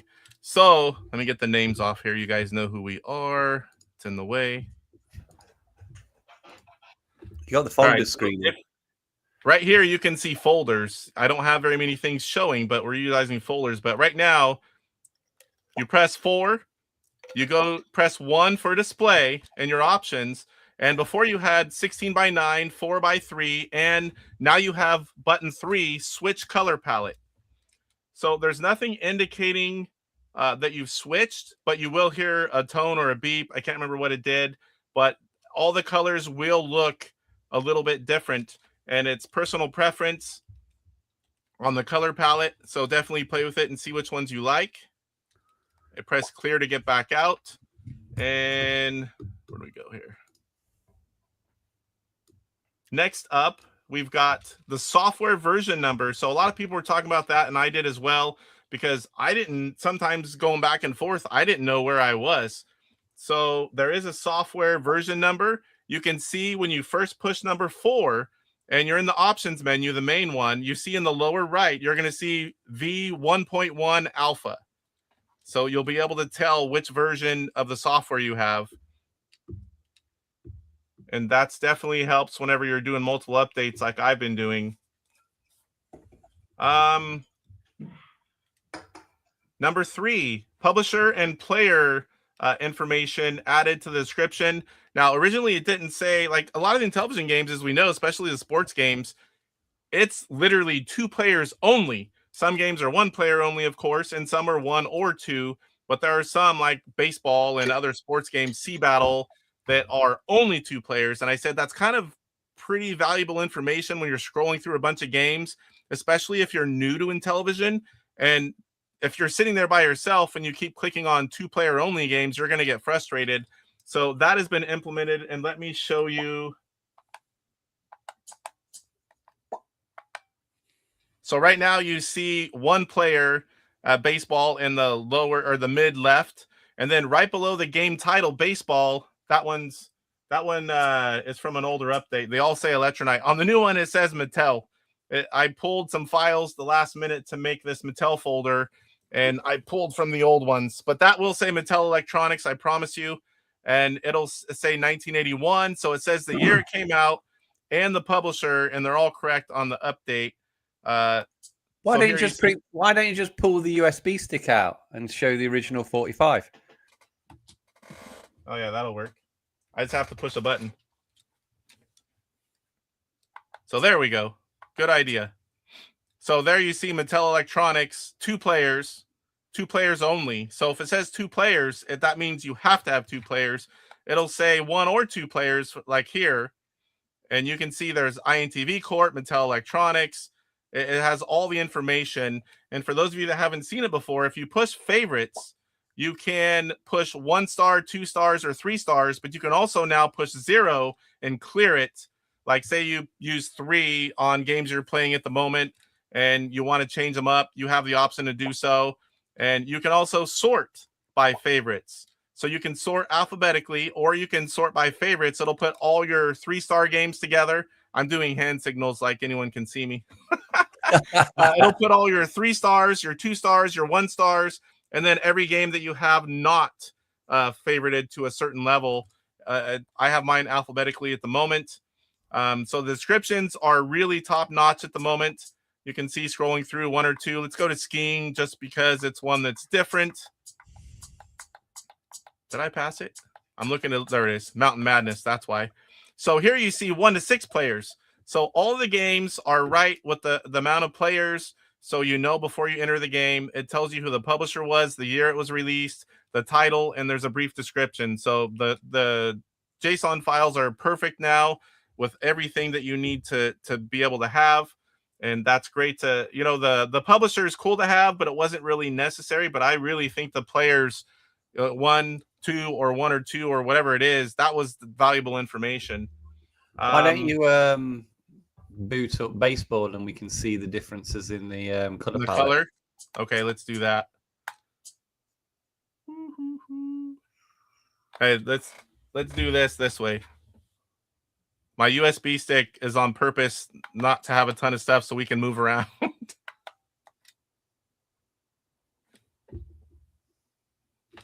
Darker green. I'm going to mute it, guys, because we're just looking at the color.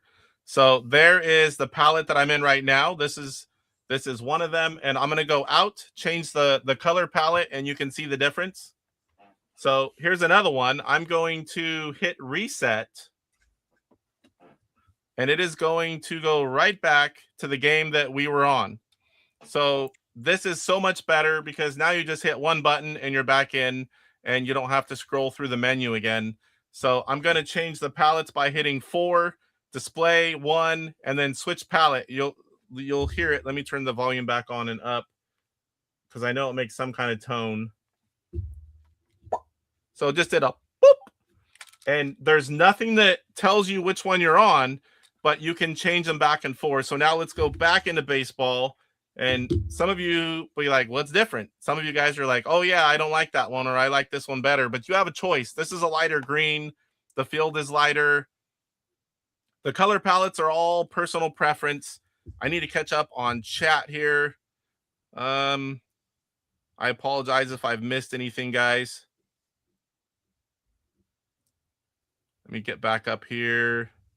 I think I've got it while Ben's gone. I'm showing you the color palettes. We'll catch up here a little bit. Mr. Postile says, at my age, it's hard to keep my disc firm. I'm just happy that it's still functional. It's awesome.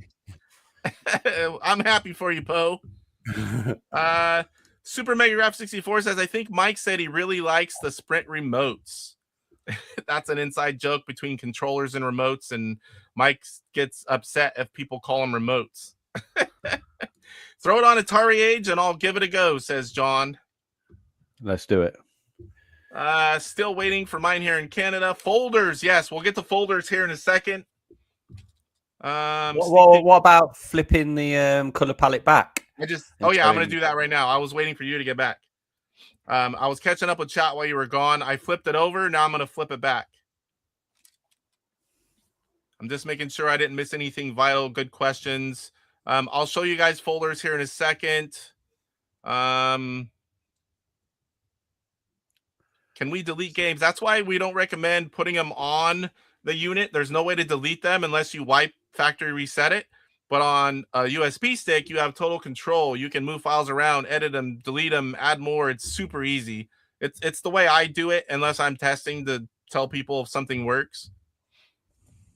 I may have missed something. He's going to put the update on AtariAge soon, so you guys will be able to get it. New FW coming soon. Alpha coming to AtariAge in the next day or so. All right, so I'm caught up. So now, 100% bad saying the Sprint was just another flash. But yeah, the Sprint is so much more. DJC says, I noticed in horse racing the color of blue is purple. Play it. Now let's do that one. So let me go back. I'm going to hit reset, and you'll, like you said, if you didn't notice, it's going to go right back to baseball, which is the game I was on. So I need to clear out. I'm going to turn off my USB stick and go off the carousel, because what I have is just set up for the stream. We're going to find horse racing, and I'll show you the two there. Also, bowling. DJC was saying that pinks should have been purple. See that there? Yeah. What am I?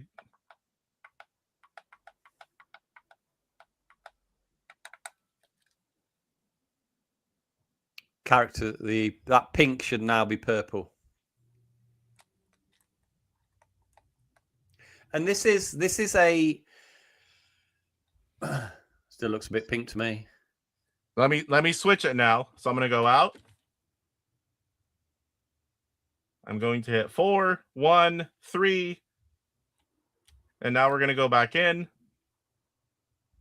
Now it's a bit darker. You can see it's a darker green here.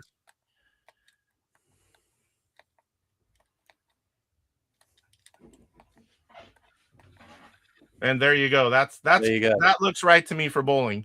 Well, the one thing that you haven't spoken about is that that palette swap. So basically, when you boot up your machine, you have that default palette that we put on the machine at the very beginning.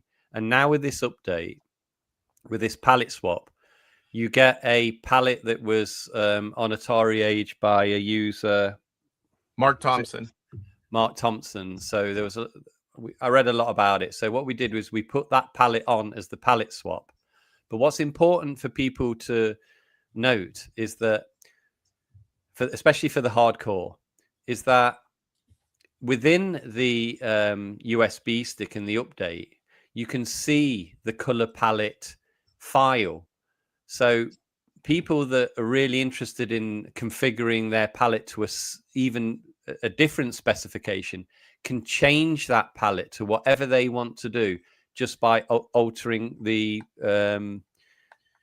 palette within that file. So if you want a different palette to what that Mark Thompson one was, then you're able to do that yourself within the update file. It's pretty simple. I think as soon as people see the files, they'll understand what they have to do. So currently what you have is boot, you have the default palette, and then if you color swap, you get the Thompson palette, which seems to be, after I did do a little bit of back and forth and reading up on it, that is one that is pretty accurate to what I think people want, as shown with bowling and as shown with, I think, Boulder Dash as well. I don't have horse racing on here yet. Like I said, I have spent so little time actually building my own things because of all the testing I do. And, I've had the house expansion going on that I don't even have everything on one yet. We definitely can see the difference. So here we go. Here we go with folders. So this is a beautiful thing. And eventually I have plans to put like box art behind these logos, and I'll change it around. I did these as quick as I could this morning so we could have, these are pictures just like the same files as the box art is. And you can do whatever you want. You can make your own. You can just use one of the games, but it's all the same. You name it the same, just like you do the games. And you can see here I have Mattel Electronics, I have Intellivision Revolution, I have Intellivision Collector, I have Electronite, and I have some Tudor Vision. So let's go ahead and look at Electronite. I bought these this morning so I could show them off. These are some of the new releases from Electronite. We've got Phoenix available, we've got Police Avenue Redux available, Mr. Do's available, and I had already purchased AF and Tale Dragons and Two Swords. So when you go into the folder, like we have Electronite games, if you wish to organize them that way, you just see whatever you put in there, and you can scroll through, and there's not a million files, and you can see that. I'll show you. I'll load one up here, and there you go. And nice. If I hit reset, it's going to go right back to Phoenix. And if I want to go back out, I hit the clear button.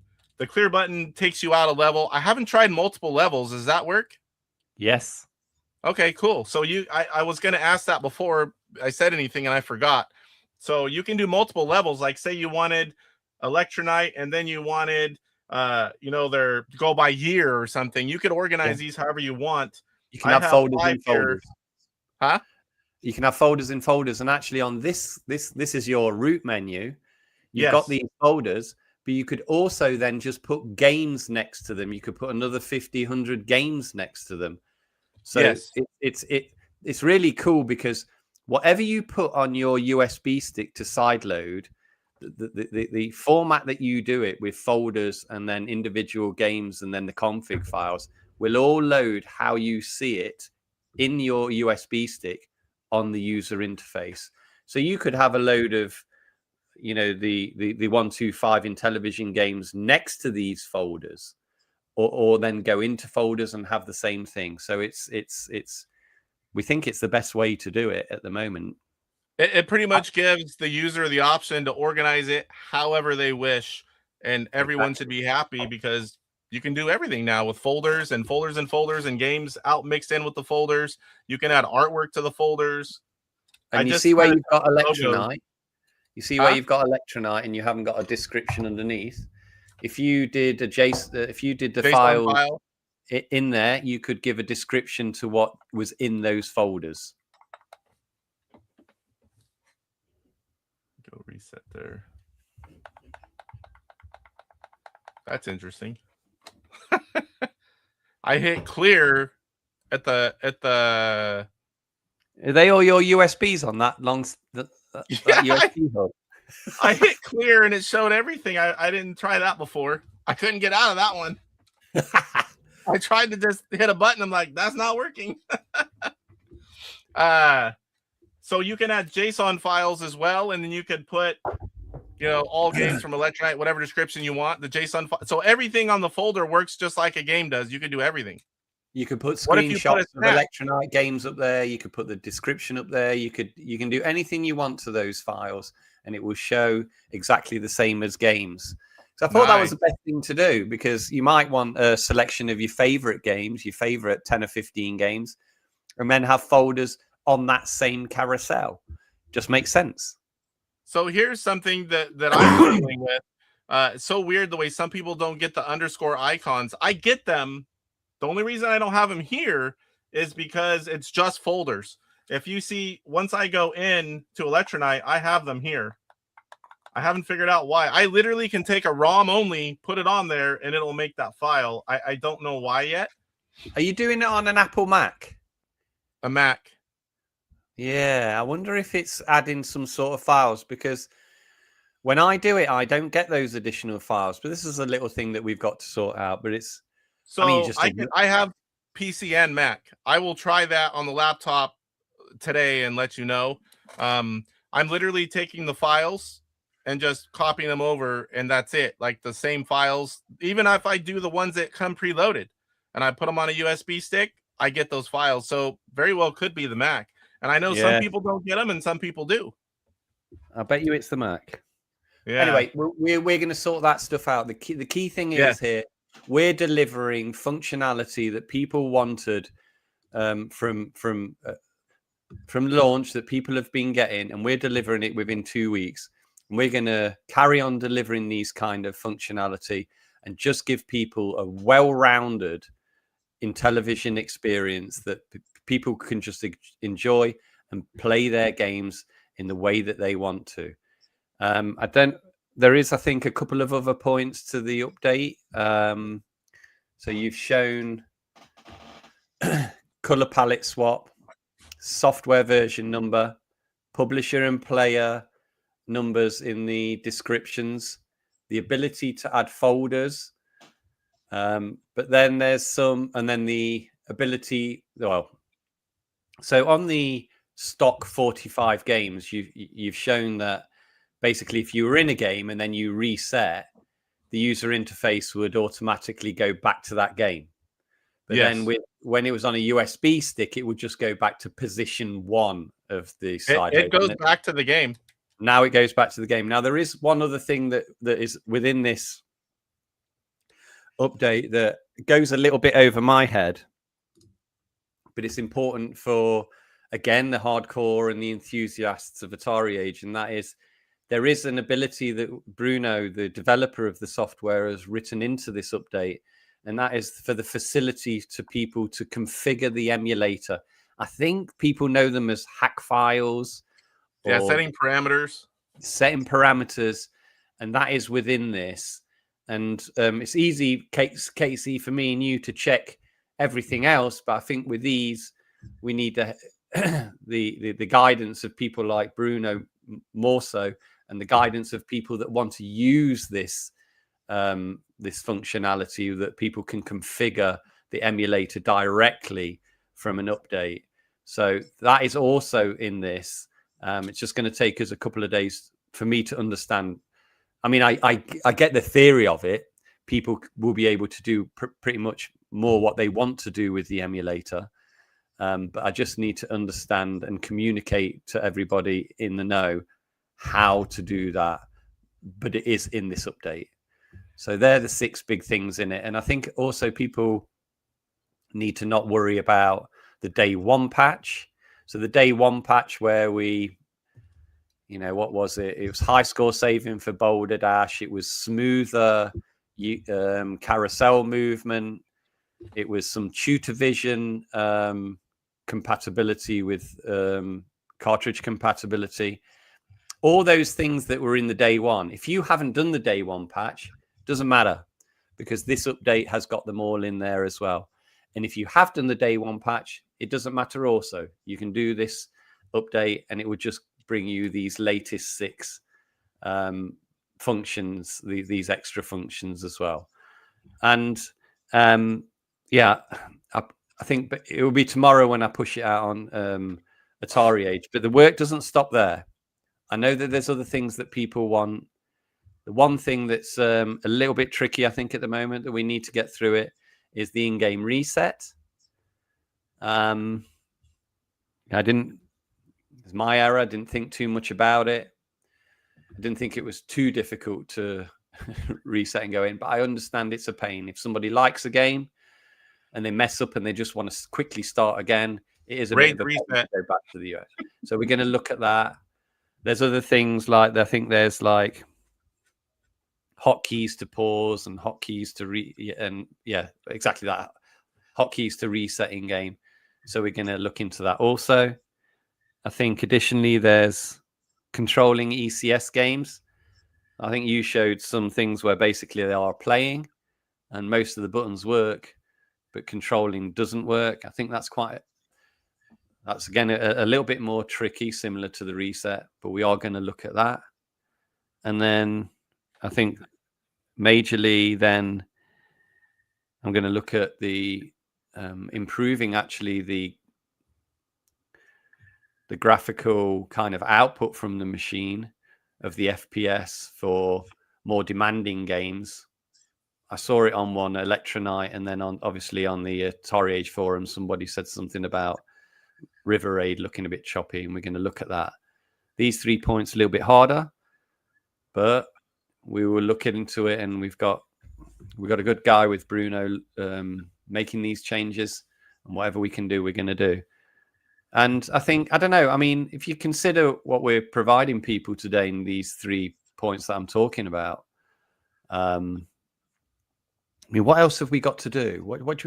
It's a good question for you. It's like, what else do you want to see? And like, because we need to have a finished article, don't we? We need to have something. I think maybe we could talk about player 3 and 4 player and stuff like that, and other things. But I'd be interested as well from Casey, from you, because we talk a lot, but then a lot of the time, me and you talking about things that we immediately need to fix, and me and you haven't conversed about things long term that you'd really like to see. Brainstorming. What do you think?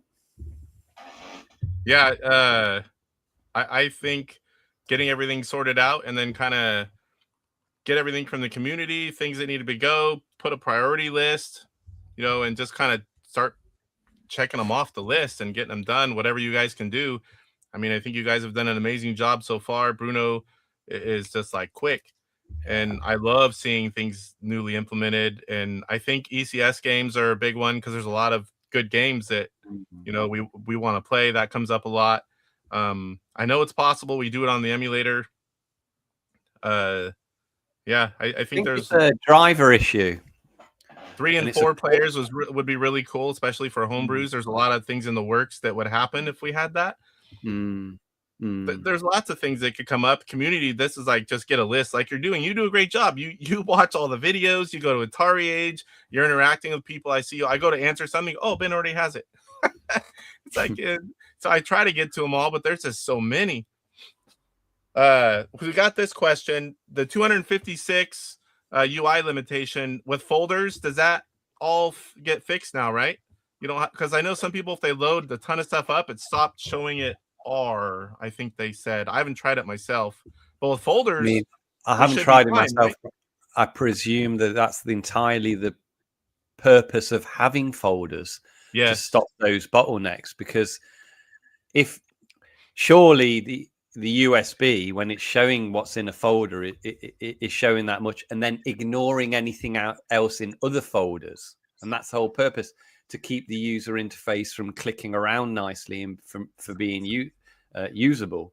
So I think that's, for one thing, it's to sort your stuff out nicely.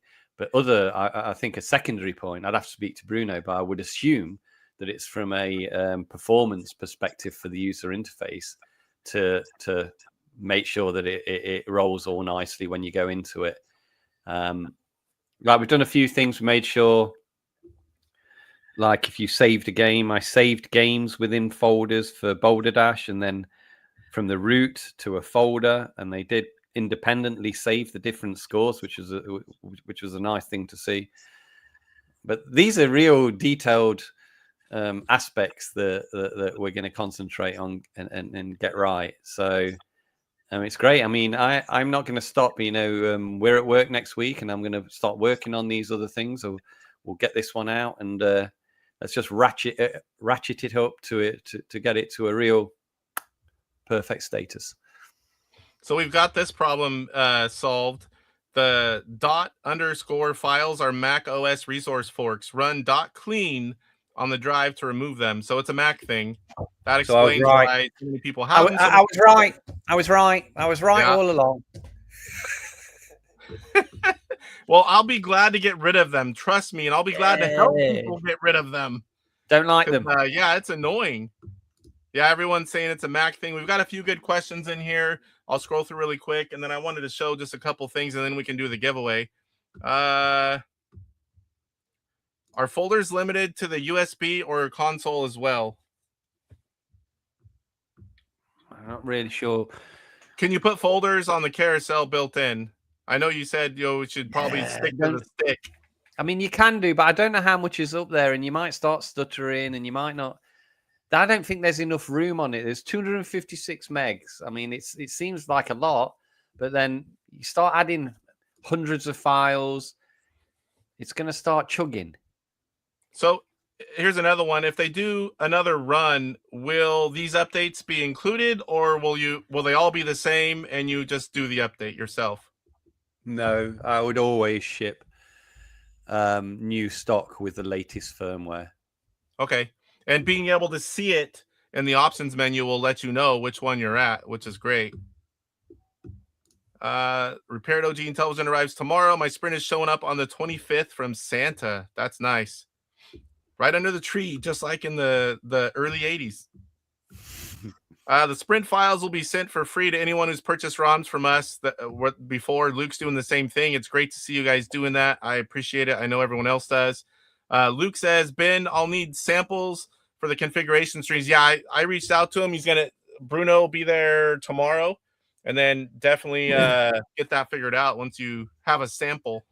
Yeah, I'd be just interested for anybody for him to chime in with what actually they want to change. Is it things like, what is it? Is it? Do you think that if they get this access, they're going to be able to put in functions that actually say makes the ECS directions move? Is it like a complete control of the emulator config that they're after? That's what I need to know, because I don't really know Luke that. will be able to answer that. This is fantastic. After sales input, says Stephen Baker. Tarzilla's here. What's going on, Don? Is the format of the JSON and hack files to configure the emulator files going to be officially documented somewhere? Yeah.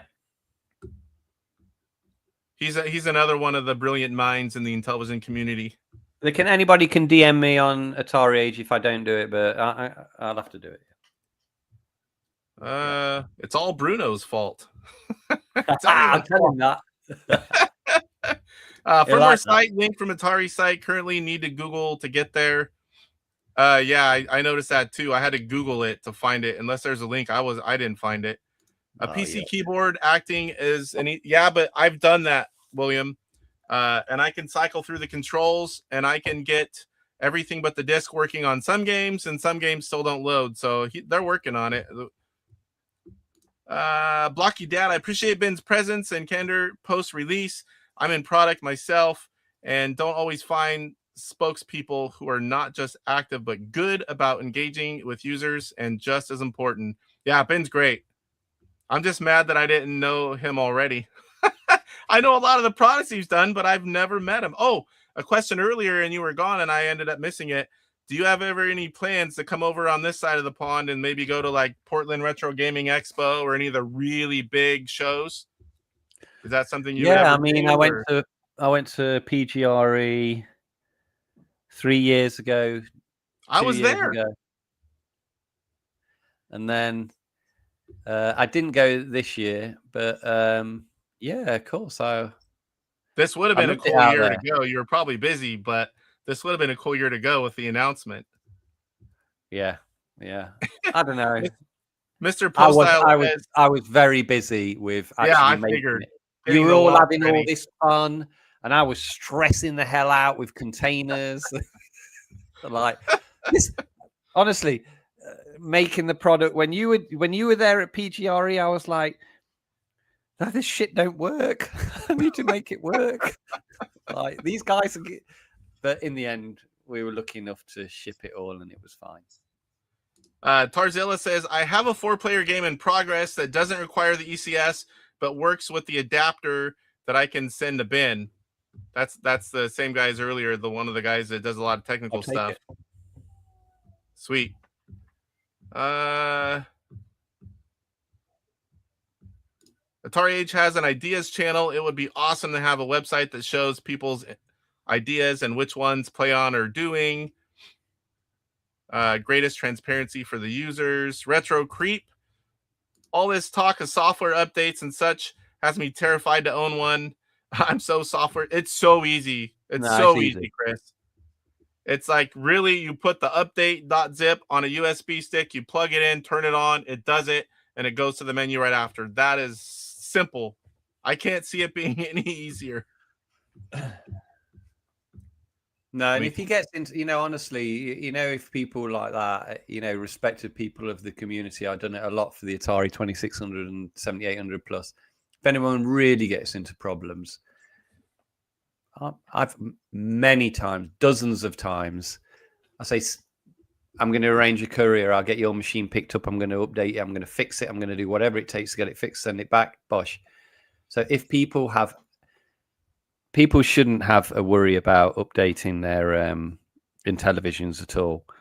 But if anything ever goes wrong, you always DM me and I'm going to get it sorted. No problem. Don't you worry about anything, brother. Awesome. This is a question I'll let you, I know, but I'll let you, I asked the same thing. Why does the version number not show up on the firmware screen? Because it's a software version, right?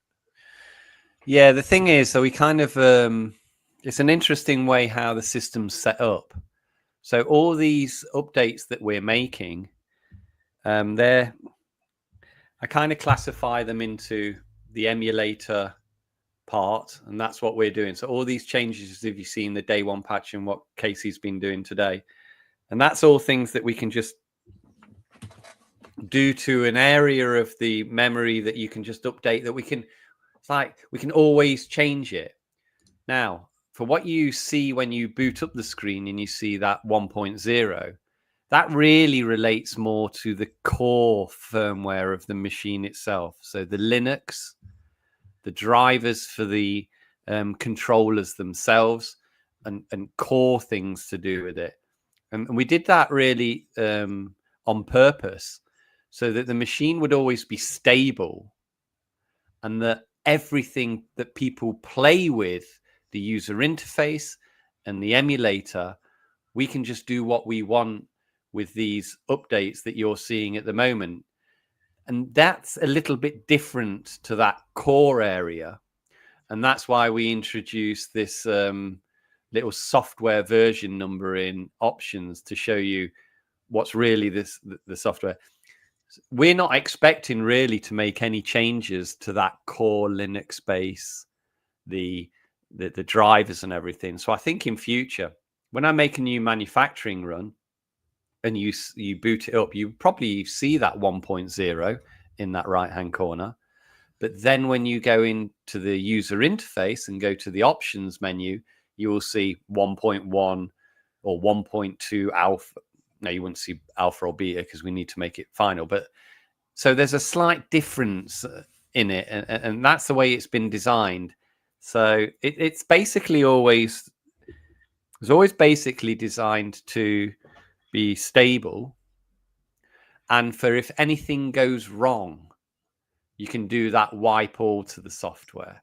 So you can basically do whatever you want. And when we've talked about piling as much information and data to the flash memory via the update, and I'm like, don't do it. Try and do it through the sideload USB key version.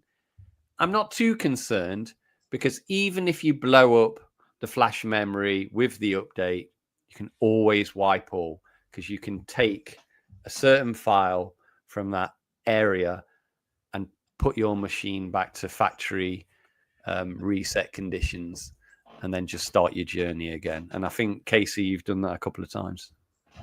Yes. Sometimes it's needed when you're playing around constantly. Luke says, Ben, I can send you all the list of all the flags that the JZINTV can accomplish with manual inputs. And then Dawn says, Ben, run JZINTV-H on a PC on the command line to see all the emulator options. Not all would be needed or should be allowed, but the EMU options is there. Yeah, I get it. And DJC says, let's do bowling for beers. DJC game. Who's in? I'm in. Mark says, thank you for the explanation on the version numbers. Been extremely interesting. Nice shirt, Casey. Great stream, gents. Tofu's asking about can the USB appear in the main carousel, not auto jump into it? Clear button could be a way back to the main carousel. I don't. No, not at the minute. I thought about that today, but it's not too much of an effort to pull your USB stick out. Yeah, it's pretty easy. However, I kind of get it. I kind of get what you're saying, but then we're going to have an altered state of USB inserted, ignore, not ignore. I'll have a think about it. It's interesting because the 45 that when you pull it out, I just think it's a nice feeling when you pull it out and you go, "All right, we're all okay. We're back to the 45," and then you can push it back in. But I understand not having to do that would be nice. All right, so I want to show a couple of things real quick, and then we can do the giveaways. So I talked about the new games from Electronite. They are just as of today. I got them hot off the presses. Phoenix, Police Avenue Redux, Mr. Do, and A Tale of Dragons and Swords. And then AF was one I had. And then from Intellivision Collector, a brand new one you have, Montezuma's Revenge. This is a top-notch game. Operation Cloudfire is very similar. It's an older one now, but it's one of my favorites.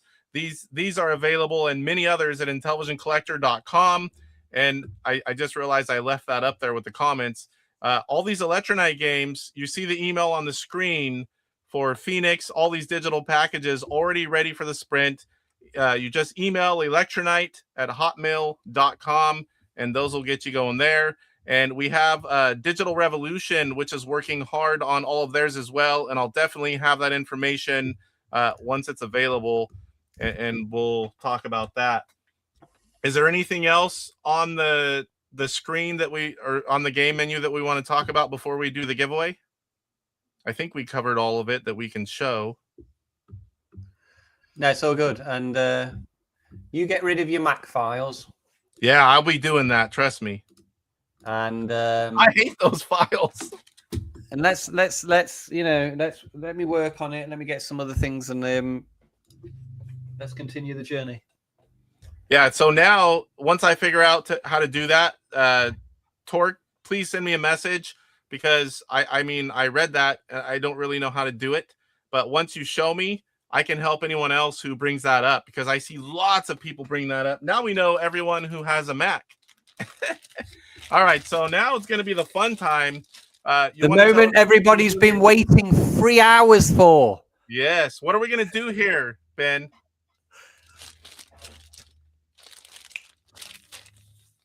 Perfect. What are we going to do here? How many people are in the draw? There's still 83 people in here. So basically, it's going to take a bit to type everyone's name. I mean, I type fast, but we can chat a little bit. What do you want me to do? Dance? Huh? What do you want me to do? Dance? Well, you've got some room back there. I can see you have enough room. I see the lovely Christmas tree. You did a good job. All right, so this is the guest bedroom as well. This is the guest bedroom. Oh, nice. I don't have a tree in my guest. I don't even have a guest bedroom. She is the best. I do have a big, huge upstairs now that could be a guest bedroom as well, but let me see. So if I go to youtube.com, there's someone that wasn't here right at the beginning that put me in, and I know they're working, and I told them you have to come in and at least say it. I need to try to find their entertaining dog. What? Entertaining dog. Oh, I just seen it right now. I wasn't on the screen, and I'm all, where'd the dog come from? And then when you said that, I'm like, right. Oh. Casey's in yeah, that's true. The game room is big. The game room's like 400 and something square feet. I could sleep up here. I wouldn't mind getting banished by the wife to this room. I know.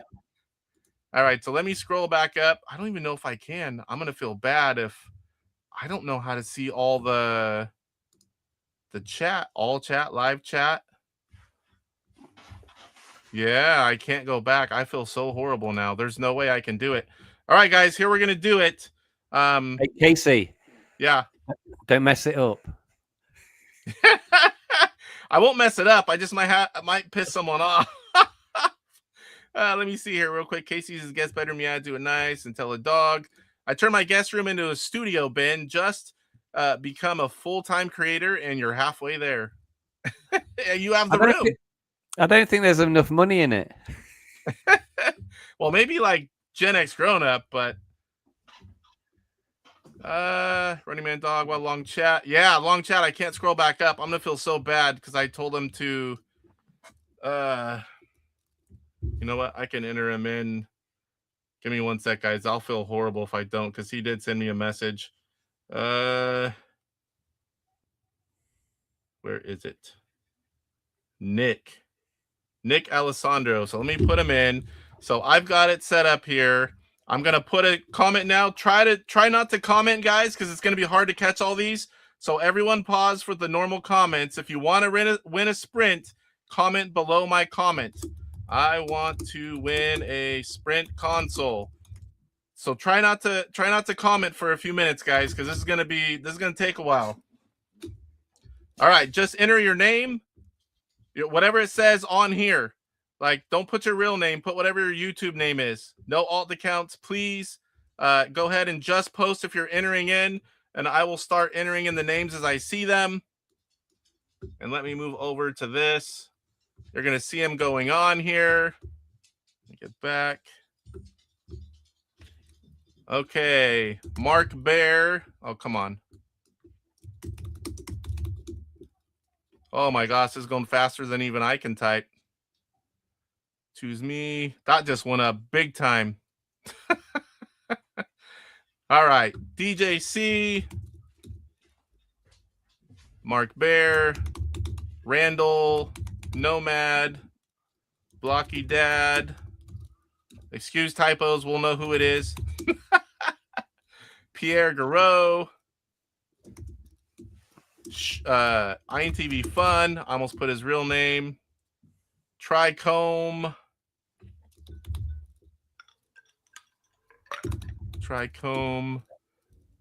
Torque. Good and I didn't put Nick. Almost the person that I went off looking, and I got over there and I almost didn't put his name.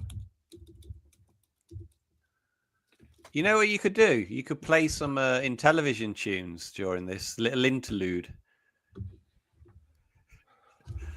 Oh, man, I don't even, let's see if I sent that. Oh, you know, the easiest way to find that is probably when I send it to you, and then I'll go back and get everyone's name while it's going. Where is that? We have so many pages of chat. I'll get everyone's name, guys. Just give me a minute. We'll turn on an iconic song, and then I'll get all the names in. I know it's going to take a little bit, but there's a ton of you here, and I appreciate everyone being here. My gosh. You've bitten off more than you can chew. Well, normally there's like 25 to 40 people tops, and now there's just a ton of people in here. Everyone wants one of those sprints, but I want to scroll, like you said, turn on some music and now dance. Oh, let me see. Back up by the Christmas tree. Let me see if I got a music here. I think I have it here. Media, previous libraries, and television. Where are we? No, compilations and television rocks. That wasn't it. My Intellivision. Where are you? I see I'm in here now.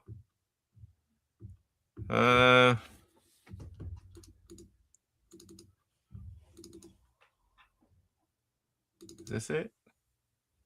My speaker won't be loud enough. You're just going to have to sing, Ben. I've not got a great singing voice. All right, let me get back in here. I got to scroll. I can't. I'm using a computer speaker for my speakers, so that won't even show up.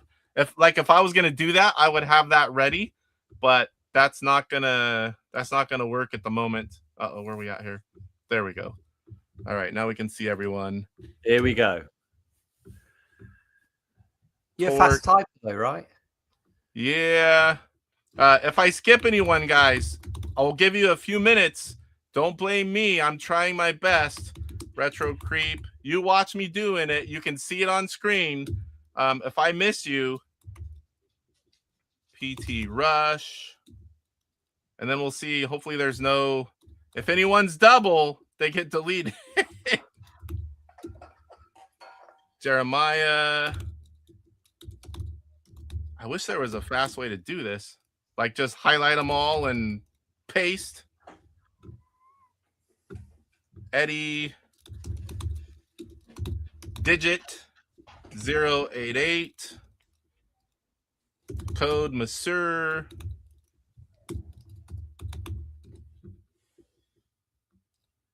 Tim Clow. Retro Pete. Major Stark. William.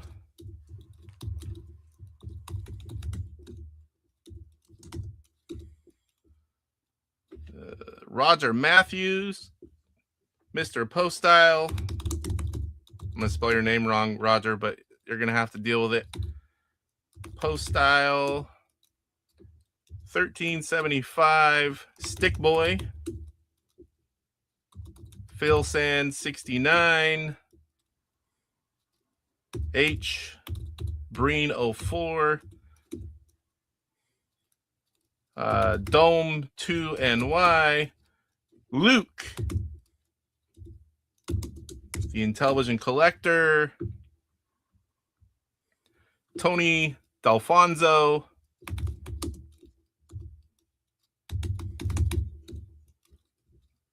Chris Dreyer.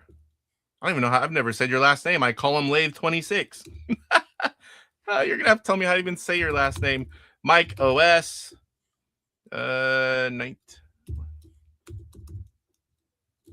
That'll work. Oh, too much. There's lag. Sarah Gobrecht. Steve Jones. 5373. I put those because I know there's another Steve Jones that comes in sometimes. Stephen Baker from the UK. Dark Underdog.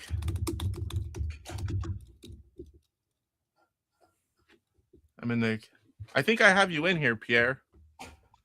Pierre G, you are in there. Daily Vinyl. Scotty. Z70. Go Game Go, Jeffrey. Inti Michael.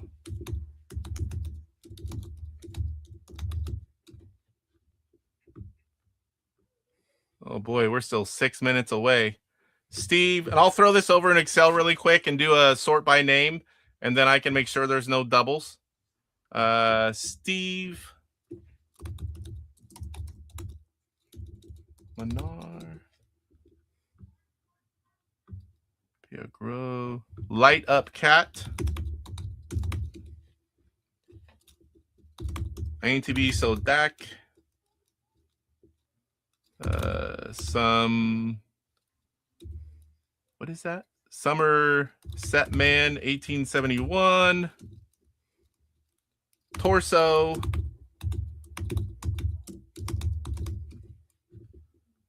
I've never done a giveaway with this many people. Doug. Andy. If there's typos, it'll still work, guys. Sorry. 4414. Ted M. Green. Sarah. Sarah's already in there. Only put your name once, guys. There it is. I'm getting to everybody. Giving the people what they want. I'm going to double check the doubles.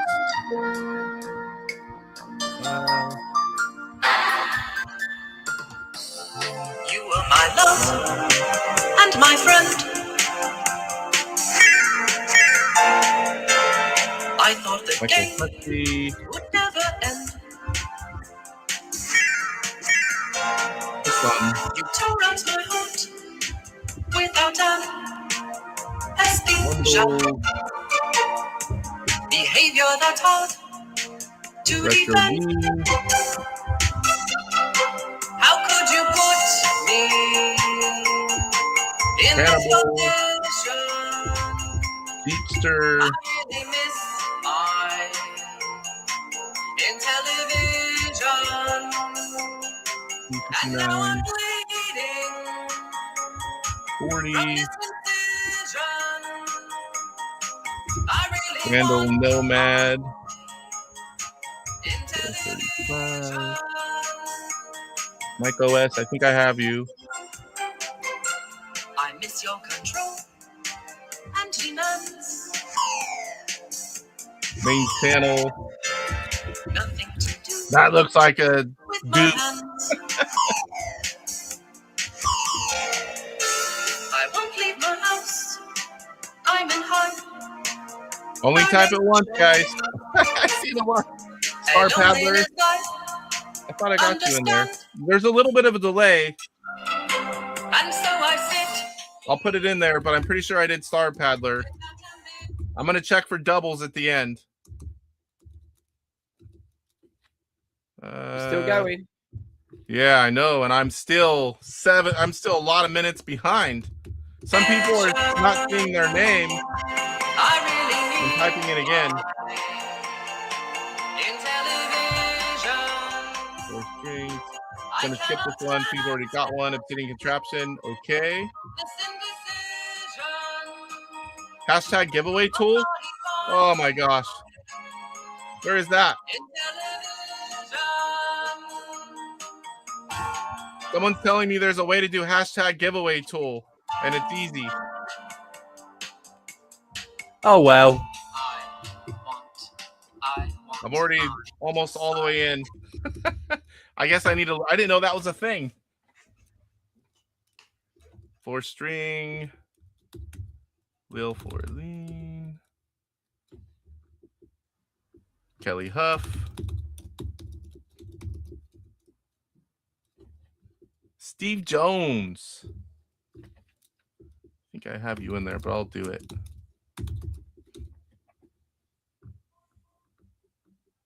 Off grid. I'll check it. I'm going to run it in Excel real quick as soon as I finish the list.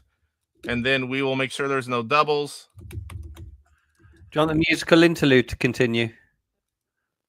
I can't even see what people are saying because if I skip, I'll lose my spot. Other chats do a hashtag something and they have a program that collects the name. Yeah, I guess I need to learn how to do that, especially with this many people. I've never had to do this before with this many people, so Salvatore, PJ Smith, Guppyzar, Retro Creep,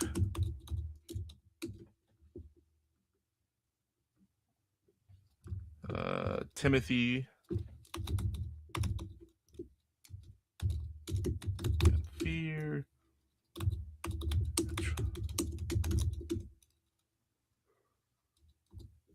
Michael, Phil, Sand, 69. Some of these I know I've typed in again, but I'll get those out. Nobody typed their name because they see other people going in twice. I'll get rid of them. Trust me. Hey, he typed his name twice. I'm going to do it too. RB Wings 24.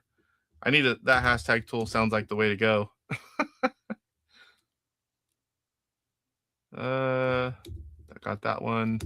Something awry. Mark Saxby.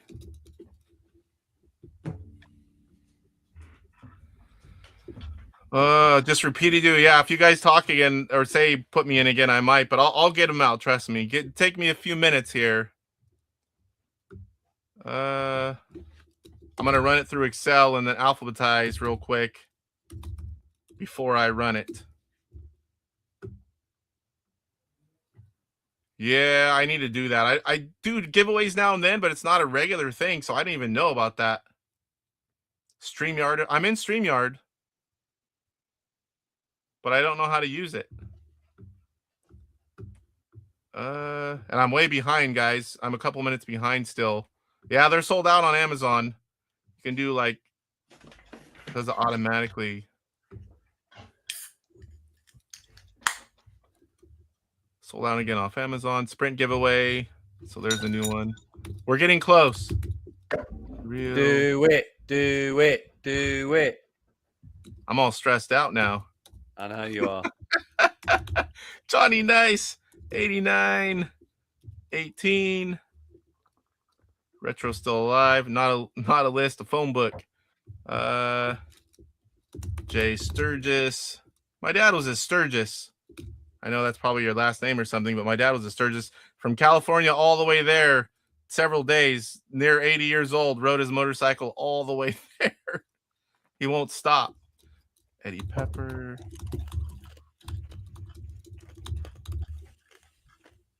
Yep. I got a few doubles. Okay. We're going to give it a quick minute. If you haven't already entered, I'm at the bottom. I'm going to check them. Nobody type anything again, and just give me a minute, and I'll run it through Excel. And we're not just giving one away, are we? We're going to give 2 away, baby. Two. That's 2. 1, 2, not 2 plus 2. Woo! Woo-hoo-hoo! 2 lucky winners. All right. There is some really slim. Yeah. And it's going to go for a while too. It's going to find out who's naughty or nice. So I'm going to put this in Excel. And we're going to find out who was naughty and got in there twice. They're disqualified. Not really, not really, not really. Some people were doing it on accident, not thinking that their name wasn't there. But yeah, don't do it on purpose. Please be fair. We're just having a bit of fun. Making it a fun stream, giving away some stuff. All right, so I'm clicking it all. I'm going to ABC order this. And then I'm going to look really quick to make sure there's no doubles. Guppy Czar is in there twice. I'm going to do this another way because I can't go back. Guppy Czars, that one's going to get deleted. Just one of them, Guppy Czar, not both. Don't want to freak them out.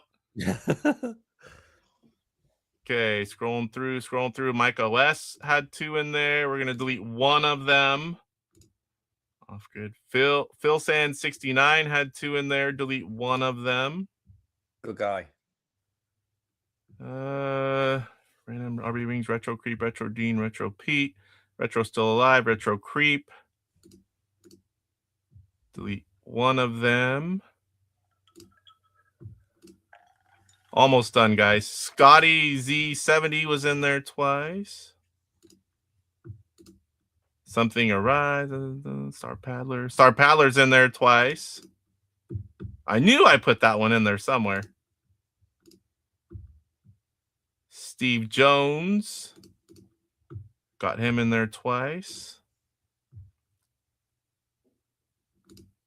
Ted Adam Green is in there twice. All right, I've got it. So now I'm going to take these names, copy them back in, mix them up. The excitement is rising. Oh, yeah. Let's make sure. Shuffle. How many times did I hit shuffle, Ben? I was going to say 45 times. All right. 4, Twice. 5, 6, Twice. 7, 8, 9, 10. 11, 12.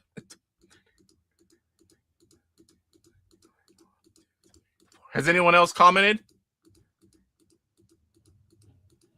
I can't see the comments. 45. So we'll go back and make sure that no one. Did we miss anyone? Let me go back. Oh, been a ton of comments. Don't forget to add me, Mark Sachs.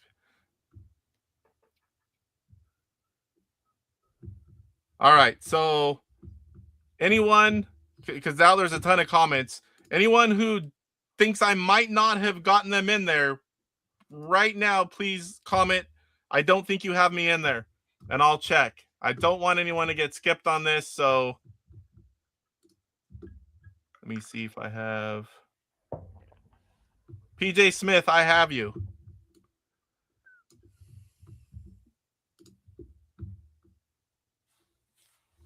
TJ, no, you are not in there. TJ, we'll do Max Society. 250 orange, yellow, exacta bet from sorry, wrong show. Saboteur. Anyone else? Not the last couple minutes as you put your name, tell me again because it's all mixed up. If you think I didn't add you, speak now or forever hold your peace, and I'll check and get you in if you're not. And then we're gonna give away 2 of these bad boys. Woo! Don't forget Chick. I got Chick in there. He's there. I've seen him. Yep. I even put his real name and not Chick, even though he calls me Corey all the time. Johnny says, y'all guys making television fun again. Been waiting years for an Intellivision with HDMI, with features and awesome community behind it like this. That's awesome to hear, Johnny.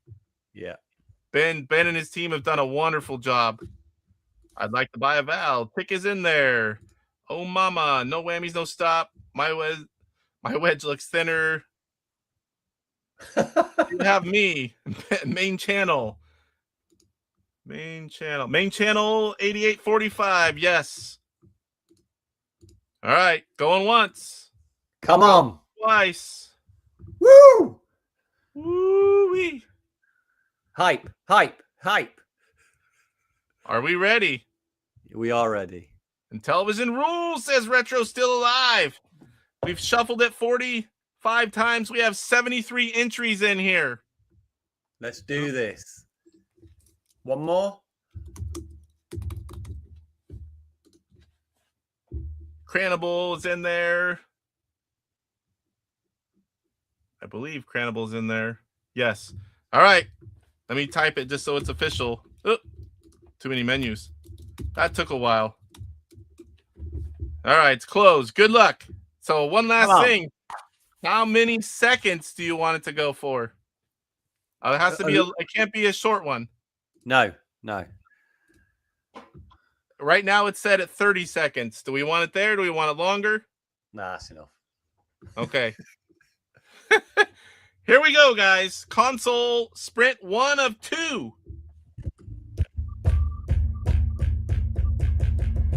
Oh, man.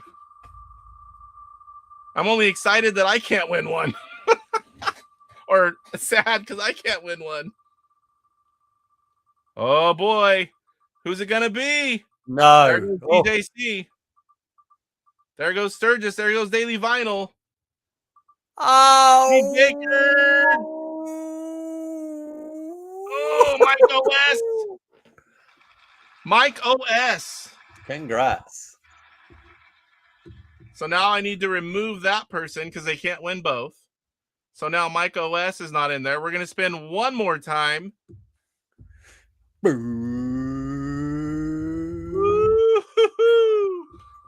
There are a lot of names. 73 on this one. 74 in the last one. And if you won, you're going to have to get me your information. There goes Sturgis Daily Vinyl. We're in the same area almost. No way. Style, Eddie.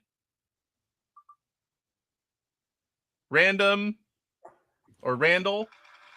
Randall Nomad 1235. Congratulations. Congratulations. I'm going to do one more. I have a homebrew that I'll give away. We're going to add to it. Here we go. Brand new homebrew game. Then we're going to give away just a couple digital games. Wait, that's not all you get? There's more. This is for a homebrew game.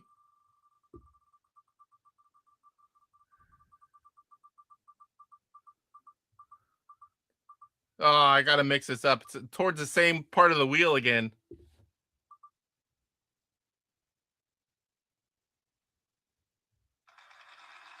Hook it on bundles. That's for a homebrew. I'm gonna shuffle this every time now.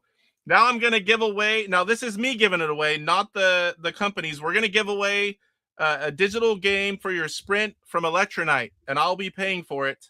So here we go for that one.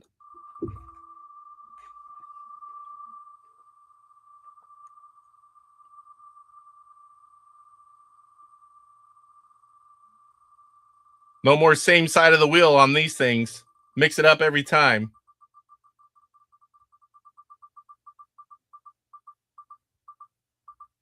There went INTV Fun. Saboteur and DJC. Oh, DJC! Oh! DJC wins an Electronite ROM package. Of all the new releases, just let me know. You have all my information. Let me know which one you want, and I'll pay for it and have William send it to you. So here goes a digital game package from Intellivision Collector. Let me shuffle it. Here we go. This is going to be a game we from are the doing Intellivision Collector. everything tonight. It's going to be a Merry Christmas, that's for sure. Oh. Here's Chris, but with 2 T's. But wait, there's more. That's there goes not Off Grid, Roger, Salvador, Digital, Retro Dean, Code Master, Torque, INTV Michael, Kelly Huff. Oh, Kelly Huff. Kelly wins a digital game package from the Intellivision Collector. All right. Wait, give away one more Intellivision Sprint. We're going crazy in here tonight. Another Sprint? Let's give it away. Let's go. Woo, a third Sprint. I almost clicked it off. I'm glad you said that. I'd have been like, oh no. You've lost all the names. Here comes one more Sprint.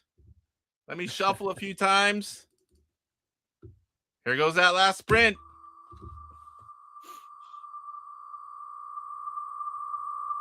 I mix it up every time now, William.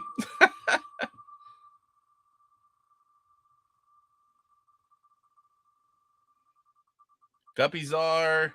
Try to read some of the names that go by. Luke. There goes Luke. Digital, William, Steve Baker, Mark Bear, Steve. Retro Dean's getting close. Roger Matthews is close. It's going to keep going. Oh, the real cell block wins an Intellivision Sprint console. Number 3. All right, so since you did that, I'm going to give away one more ROM package for each, and then we'll call it good. I'm going to mix it up. This is for an Electronite ROM package. Hey, Casey, I'm making notes here. I have it on video, luckily. And I screenshot every winner. Good man. Electronite ROM package right here. Torque, Steve Jones, Retro Creep, William. Oh, that'd be funny he's if gonna William get won his own. He's going to. Oh, close. Retro Creep. Retro Creeper. Atari Creep. You win a digital package from Electronite. Reach out to me. Any of the winners, reach out to me. Give me your information. And then we got one more. Another one from Intellivision Collector. Ooh. Let me shuffle a few times. Last one, guys. Last one. Television Collector ROM package right here for your Sprint. Just in case I forget, no repeat winners. Getting down to the nitty-gritty here. Steve Jones, William. That's funny. Mixed it all up. Some of the same names right at the end. NT Michael, Cranable. Looks like Cranable. Cannonball it is. Cranable. You've just won a ROM package from the Intellivision Collector. All right, let me get back over here. Get this off the screen. Oop, wrong one. All right, guys, don't comment to me here. Reach out to me. I'm everywhere in television. I have it on video too. I'll try to find you if you don't find me. Facebook, AtariAge, Discord. Just look in Television Gamer. You'll find me somewhere. Send me a message. Tell me who your YouTube name is, and give me your information, and I'll verify it, and then we'll get the list going. It'll take a bit to get some of it out. We gave away a lot of stuff, but we have you all. And congrats to all the winners, and big thank you to Ben Plaion for the 3 sprints. I know they're probably very excited to win one of those. Yeah, that was a fun stream. Pleasure. Absolute pleasure. Absolutely wonderful being here tonight. I really enjoyed myself. Thank you very much. Yeah, that was fun. Fun stream. And I had my first beer at 11 a.m. Oh, no. I never did that before. No, me neither. Oh, thank you, Mark. Great stream. Thanks, Corey and Ben. 1999 super chat. Oh, nice. So, anything else before we close out, or? Nah, just thanks a lot to everyone. I'd love to come back. Let's keep the vibes going. And yeah, what a fantastic journey we've been on for the last few months. And I can't see any reason why it wouldn't continue. So thanks a lot for everything you do. Thanks for everybody else that they do. Whether it's on the forums, whether it's on YouTube, whatever. Thanks a lot for everybody, and I hope we can just hope I can make some great product with Atari and with everybody else, and just continue to have a good time together. We're just playing video games. It ain't nothing big. It's fun. Having fun. To see this community, to see everything, it's really quite wholesome, and long may it continue. Yeah, and I, for one, you have a fan in me, sir, because working with you kind of on the side like this, I got to see who you are and your work ethic, and I must say I'm impressed, and I will forever be a fan of anything that you're a part of. I can tell you that. Kind of like whenever we buy Champ games or certain games from certain people, we just know we're getting quality, and that's what you do with how you do things, and I really appreciate it, for one. Giving Intellivision some much needed love after the last few years. I can't tell you how much that means. Okay, brilliant. Absolutely brilliant. Absolutely love it. Thanks, everybody. And we will do this again, and we'll have some fun again. We'll get some other people on the stream. We'll give some stuff away. Absolutely no problem. Bring some new games. And let's just continue. Do that. Absolutely that sounds fantastic. Like fun. Guys, one quick note. Don't forget, tomorrow I'm still doing the show on Monday. We're going to give away an LTO flash. Those things are quite expensive. We are going to have Steve on to talk about Sprint Manager, and I might just give away a few more digital ROM packages from these guys putting out the games. It's Christmas time. Everyone has their Sprint. I want to spread some cheer and help the publishers out a little more, so we'll definitely do some more giveaways. So 5 p.m. Pacific time tomorrow, right here in Television Gamer. So thank you, Ben, for coming on again. I know we went over on our time like we did last time. But it was a fun stream, and mate, absolutely a good one. Thanks a lot, and long may it continue, brother. All right, buddy. Good night, and we'll see you soon. Night. See you in a bit. Night. All right, guys. That was pretty cool. I'll go through here and look and make sure I didn't miss anything. Everyone's saying congrats to the winners. Have a good night. Remember, guys, reach out to me. I'll create the list for Ben and myself. We will get all these out. I can go back and replay it if I don't hear from you. I will give you guys a pretty decent amount of time if I don't hear from you. Don't know what I'll do otherwise. Maybe after so long, we'll do a wheel spin again on one of the Monday shows. Congrats, Lower. Great stream. Thank you guys for all the memberships. Thank you guys for being here. Thank you for loving Intellivision. And, you know, Ben is awesome, guys. I can't tell you enough. It's been amazing to see what this guy does when he puts his head into something. So, all right, guys, I can't even keep up with this. All right, we'll see you guys tomorrow on the show. I hope you guys enjoyed this stream. I really do appreciate you all, and have a good night, morning, wherever it is, whatever you are. We'll see you in the next. Rise up, get ready for the fight. The Intellivision Gamer, shining so bright. Reviews and gameplay,